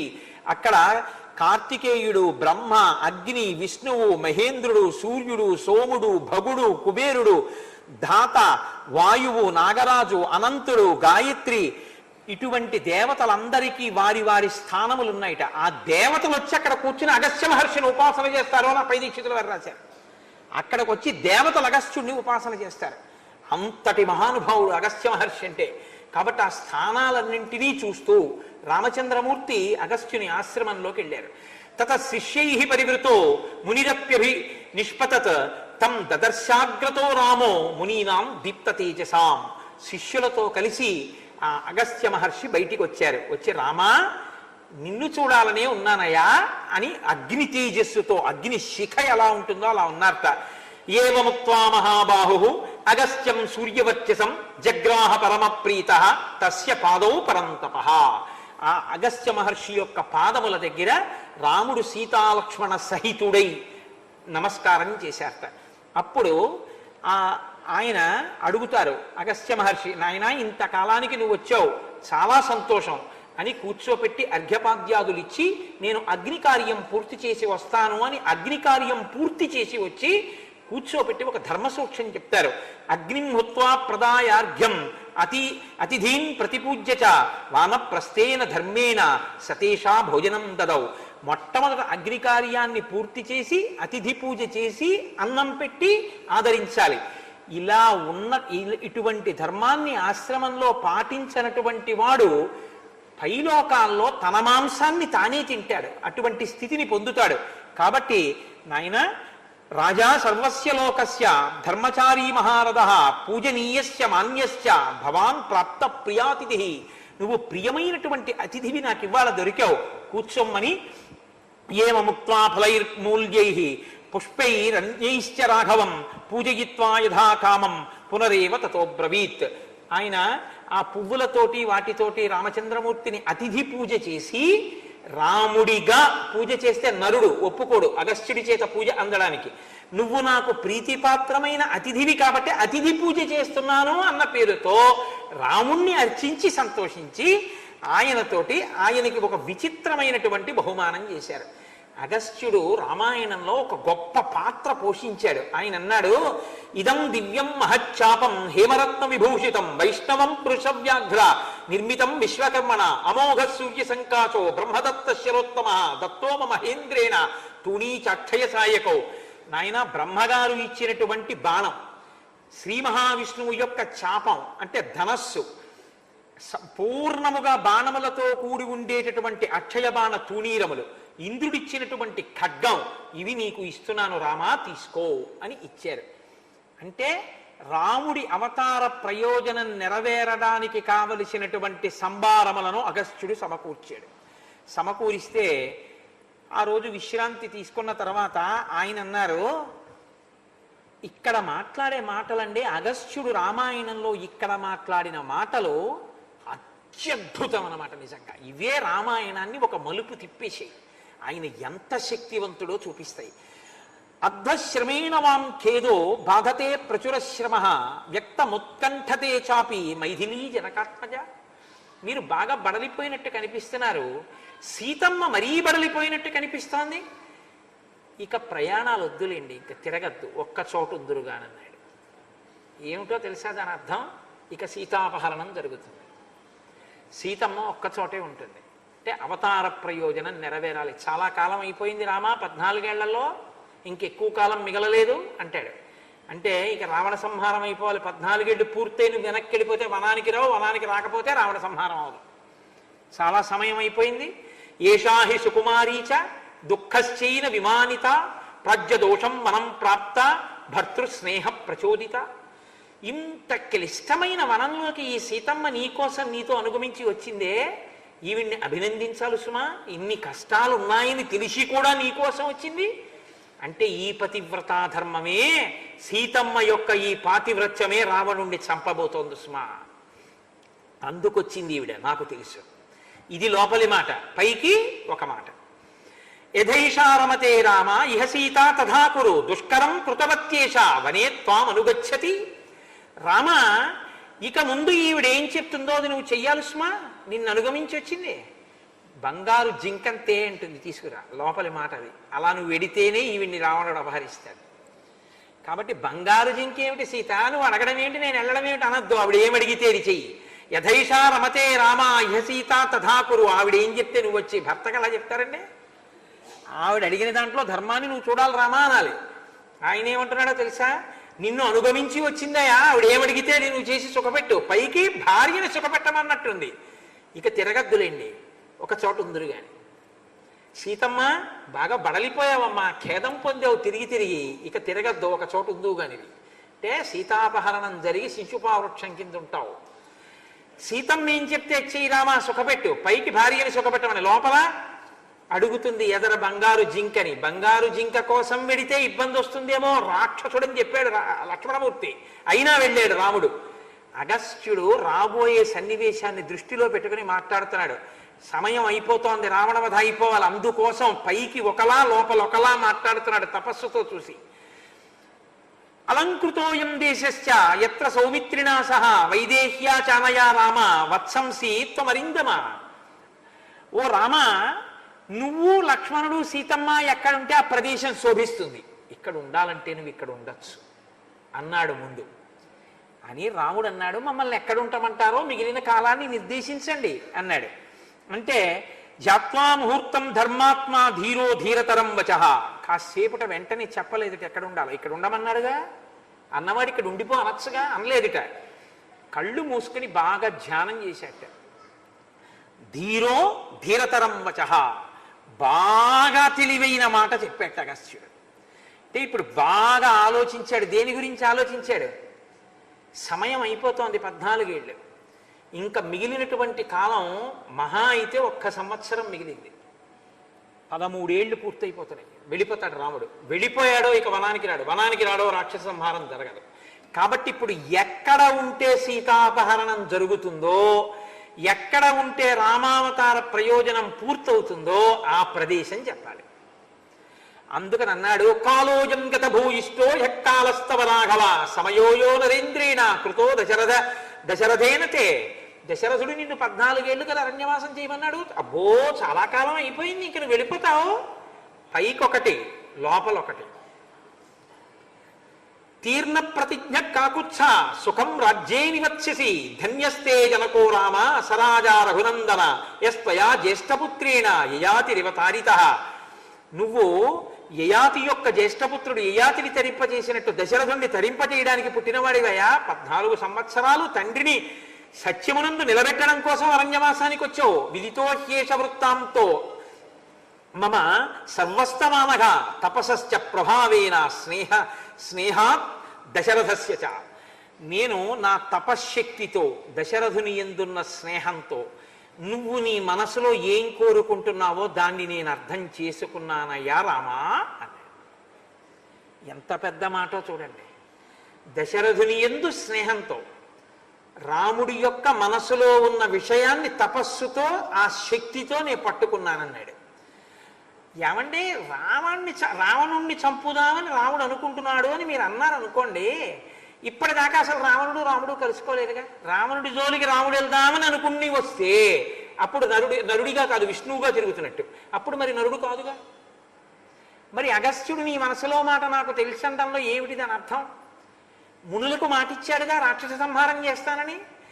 ఆ రాక్షసుల యొక్క మూలస్థానాన్ని కొట్టేస్తే అసలు రాక్షసులందరూ పోయినట్టేగా. కాబట్టి నీ మనసులో మాట నాకు తెలుసు. మునుల్ని తమ ధర్మం తాము నెరవేర్చుకోవడానికి వీలుగా రాక్షస సంహారం చెయ్యాలని చూస్తున్నావు. అందుకు తగిన ప్రదేశం చూపిస్తా. ఒకడు ఇద్దరు కాదు, పుంఖాను పుంఖలంగా వేలకి వేల మంది నీ బాణాలకి తెగటారిపోవాలి. ఇంకా సమయం తక్కువ ఉంది. అంతమంది వచ్చి నీ మీద పడిపోయే ప్రదేశం ఎక్కడుందో అక్కడికి పంపిస్తాను రామా, నిన్ను లక్ష్మణుడిని సీతమ్మని. ఎక్కడ కూర్చుంటే ఈ పగలు పెరిగి సీతాపహరణం జరిగి మూలస్థానం రావణుడు ఎగిరిపోతాడో ఆ ప్రదేశం చూపిస్తాను. తపస్సుతో తెలుసుకున్నాను. ఇది లోపలి మాట. పై మాట మీరు ఉండే మంచి ప్రదేశం చూపిస్తాను. ఇది పై మాట. ఎలా అందుకని నేను ధీరో అంటారు, బాగా తెలివిగా మాట్లాడుతున్నాడు, లోపల ధ్యానం చేసి మాట్లాడుతున్నాడు, తపశ్శక్తితో భూత భవిష్యత్ వర్తమాన కాలములను దర్శనం చేసి మాట్లాడుతున్నాడు అగస్త్యుడు అని. హృదయస్థస్య తే ఛందో విజ్ఞాతస్తపసామయ ఇహ వాసం ప్రతిజ్ఞాయ మయా సహ తపోవని. నాయన, నిన్ను యథార్థానికి ఏమన్నాను? నాతో పాటే ఉండమని కదా చెప్పాను. కానీ నువ్వు ఎక్కడ ఉండాలి అనేటటువంటి ప్రదేశాన్ని ఇప్పుడు నేను చెప్తాను. ఆ ప్రదేశంలోనే నువ్వు సీతాసహితుడవై లక్ష్మణుడితో కలిసి ఉండే ప్రయత్నం చెయ్యి. వసంతం త్వాం జనా సర్వే జ్ఞాస్యంతి రఘునందన అతశ్చ త్వామహం బ్రూమి గచ్చ పంచవటీమితి. ఇంతకు ముందు రామా నేనేమన్నాను నీతోటి? నువ్వు సీతమ్మ లక్ష్మణుడు ఇక్కడే ఉండండి అన్నాను కదా. రాముడు బయలుదేరుతూ కూడా ఏమన్నాడు లక్ష్మణుడితోటి? మహానుభావుడు, అంత గొప్ప ఆశ్రమం, అటువైపు రాక్షసులు తలెత్తి కూడా చూడరు, ఇంకా నేను మిగిలిన కాలం అగస్త్యుడి దగ్గర గడిపేద్దాం అనుకుంటున్నాను అని కదా అన్నాడు. అగస్త్యుడు కూడా మీరున్న ప్రదేశం శోభిల్లుతుంది, ఇక్కడ ఉండండి అని కదా అన్నాడు. ఇప్పుడు అంటున్నాడు, ఇంతకు ముందు ఇక్కడ ఉండమని కదా అన్నాను మీతోటి. కాదులే, ఇంతకన్నా ఒక మంచి ప్రదేశం ఒకటి నా దృష్టిలో ఉంది. నేను దాన్ని బాగా నా తపశ్శక్తితో ధ్యానం చేసి గుర్తిరిగి చెప్తున్నాను రామా, అక్కడే నువ్వు సీతా లక్ష్మణుడు ఉండాలి. అక్కడ సీతమ్మ బాగా సుఖపడుతుంది అన్నాడు. సుఖపడుతుంది అంటే ఏ అవతార ప్రయోజనం కోసమని తల్లి వచ్చిందో అందరి జనుల్ని ఉద్ధరించి తల్లితనంతో నా బిడ్డలు ఏడుస్తున్నారు, వీళ్ళని రక్షించడానికి రావణ సంహారానికి నేను వెళ్ళి అక్కడ ఉండి వాడు నన్ను అనరాని మాటలంటే ఆ మాటలు అనడం వల్ల వాడి తపశ్శక్తి నశించిపోతే వాడు మరణానికి సిద్ధమైతే రాముడు వచ్చి వాడిని చంపాలి. అందుకుని నేను ఈ కష్టాల కోసం 11 ఏళ్ళు అక్కడుండి వాళ్ళ సుఖం నా సుఖం అని తల్లితనంతో నువ్వు అవతారానికి వచ్చావు తల్లి. అందుకు అయోనిజగా వచ్చావు. ఏది నీకు సుఖమో ఆ సుఖం దక్కాలంటే నువ్వు అక్కడ ఉండాలి. ఇది లోపలి మాట అగస్త్యుడిది. పైకి అక్కడ బాగా గోదావరి ప్రవహిస్తూ ఉంటుంది, లేళ్లుంటాయి, దుప్పులుంటాయి, జింకలుంటాయి, ఫలాలుంటాయి, తేనెలుంటాయి, తేనెపట్లుంటాయి, పళ్ళుంటాయి, చాలా బాగుంటుంది, అక్కడ ఉండండి. పై మాట. అందుకని రామా ఇక్కడ ఉండద్దు, అక్కడ ఉండండి. ఆ ప్రదేశం పేరేమిటో తెలుసా? పంచవటి. ఆ పంచవటి ప్రదేశానికి అనేకమైన పక్షులతో కూడి ఉంటుంది, జనసంచారం ఉండదు. ఏమని చెప్పాలండి? ఎవరైనా ఒక మనిషి అక్కడ ఉండాలంటే ఏం చెప్పాలి? అక్కడ ఇప్పటిదాకా చెప్పిన వాళ్ళందరూ ఏం చెప్పారు? అక్కడ తాపసాశ్రమాలు ఉన్నాయి, ఋషులు ఉంటారు, రామ సంతోషంగా అక్కడ గడుపు అన్నారు. ఈయన ఏం చెప్తున్నారు? అక్కడ నిర్జనం, మనుష్యులన్న వాళ్ళు ఉంటారు, ప్రశాంతంగా ఉంటుందిగా, అక్కడ ఉండు. ఎందుకని? జనులన్న వాళ్ళు ఉండకూడదు. సీతాపహరణం జరగాలంటే ముగ్గురే ఉండాలి, ఇద్దరు వెళ్ళిపోవాలి. ఇద్దరు వెళ్ళిపోవాలంటే రాముడు మాట, సీతమ్మ మాట కోసం బంగారు జింక వెంట వెళ్ళిపోవాలి. సీతమ్మ మాటలకి లక్ష్మణుడు వెళ్ళిపోవాలి. ఆవిడ ఎంత కేకలేసినా పలికే మనిషి ఉండకూడదు. రావణుడు సీతమ్మను అపహరించాలి. అపహరిస్తే ఆ తల్లి ఎవరిని సుఖపెట్టడానికి వచ్చిందో, ఎవరి సుఖం తన సుఖం అనుకుందో ఆ సుఖాన్ని ఆవిడ పొందాలి. అంటే రావణ సంహారానికి తాను పనిముట్టుగా ఆవిడ బయలుదేరవలసి ఉంటుంది. ఇది జరగాలంటే పంచవటికి వెళ్ళాలి తప్ప రామ ఇక్కడ ఉంటే ఇది జరగదు. రాక్షసులు కన్నెత్తి చూడలేరు. నువ్వు అరిందముడవు, అరిందమహ, నువ్వు శత్రు సంహారకుడవు. విశేషించి ఇది నా ఆశ్రమం. ఇటెవరు వస్తారు? ఇంకా అవతార ప్రయోజనం నెరవేరదు. కాబట్టి ఇందాక అన్నాను, కానీ ఇప్పుడు నా తపశ్శక్తితో అంతర్ముఖుడనై ఆలోచించాను, ఇక్కడ నువ్వు ఉండకూడదు రామ. ఎంత త్రికాలజ్ఞుడై ఎలా చెప్తున్నాడో చూడండి. అది అగస్త్యుడంటే, అది అగస్త్య మహర్షి అంటే. అందుకే ఇప్పుడు అక్కడికి వెళ్ళి రాక్షస సంహారం మొదలు పెట్టాలి. ఇక 14,000 మంది రాక్షసులు వస్తారు ఒకేసారి. పడగొట్టడానికి కావలసిన ధనస్సు, అక్షయబాణ తూణీరాలు, అటువంటి ఖడ్గం అన్నిటినీ ఇచ్చేశాడు. ఎక్కడుంటే ఇవన్నీ జరుగుతాయో ఆ ప్రదేశం చెప్పేశాడు. ఇప్పుడు అక్కడికి బయలుదేరండి అంటే ఇంకా ఉన్న తక్కువ కాలంలో రామావతార ప్రయోజన సిద్ధిని శాసించిన వాడు అగస్త్య మహర్షి. రామాయణంలో ఇన్ని చేతులు ఒక్కొక్క చెయ్యి పట్టుకుంటూ చిట్ట చివరికి అందరూ అగస్త్యుడి దగ్గరికి ఎందుకు పంపించారంటే ఆ మహర్షే అవతార ప్రయోజనానికి కావలసినటువంటి ప్రదేశాన్ని నిర్ణయం చేశారు. ఆ శ్లోకాలు మీరు చదివి అనుభవించాలి. పైకి ఒకలా ఉంటుంది, లోపల అర్థం ఒకలా ఉంటుంది. అలా మాట్లాడతాడు మహానుభావుడు. ఇటు నరుడిగా రామావతార ప్రయోజనం, నరుడి యొక్క స్థితి చెడకూడదు. లోపల తను దర్శనం చెయ్యాలనుకున్నటువంటి ఆ రామదర్శనం ఇదవ్వకూడదు. వచ్చినటువంటి రాముణ్ణి పూజ చేయకుండా ఉండకూడదు. అలాగని రాముడికి అగస్త్యుడు పూజ చేసినట్టు కనపడకూడదు. అందుకని విశేషమైనటువంటి అతిథివి కాబట్టి అతిథి పూజ చేశాను అంటాడు. ఇంత గొప్పగా అగస్త్యుడు నిర్వహించినటువంటి ఈ వాగ్యజ్ఞంతో, అటువంటి అందమైన మాటలతో ఇవాల్టి కార్యక్రమాన్ని పూర్తి చేద్దాం. రేపటి రోజున సీతారామ లక్ష్మణులు పంచవటికి బయలుదేరుతారు. అది ఎలా ఉంటుందో, మధ్యలో జటాయు ఎలా వస్తాడో, ఎలా కలుస్తాడో, అక్కడ పర్ణశాల ఎలా కట్టుకుంటారో, ఇక రామ కథ ఎలా ఊర్జితం, ఎలా పట్టు బిగుస్తుందో మీరు చక్కగా విని మనందరం సంతోషిద్దాం. మనం 11 మార్లు మనం పెట్టుకున్న సంప్రదాయాన్ని అనుసరించి రామనామాన్ని ఇడాపింగళ మధ్యమందున ఇమిడియున్నది రామనామము,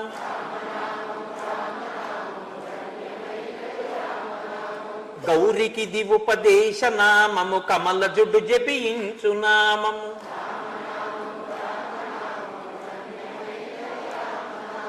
వాదభేదాతీతమగు వైరాగ్యమే శ్రీరామనామము. రామనామము రామనామము రమ్యమైనది రామనామము, ఆంజనేయుని వంటి భక్తులకాశ్రయము శ్రీరామనామము. రామనామము రామనామము రమ్యమైనది రామనామము, నీలమేఘ శ్యామలము నిర్మలము శ్రీరామనామము. రామనామము రామనామము రమ్యమైనది రామనామము, ఎందు చూచిన ఏకమైతా వెలయుచున్నది రామనామము. రామనామము రామనామము రమ్యమైనది రామనామము, శివుడు గౌరికి బోధ చేసిన చిన్మయము శ్రీరామనామము. రామనామము రామనామము రమ్యమైనది రామనామము, కర్మనేత్రద్వయము చేతను కానరానిది రామనామము. రామనామము రామనామము రమ్యమైనది రామనామము, త్రిపుట మధ్యమునందు వెలిగే జ్ఞాన జ్యోతియే రామనామము. రామనామము రామనామము రమ్యమైనది రామనామము, ధాత వ్రాసిన వ్రాత తుడి చెడి దైవమే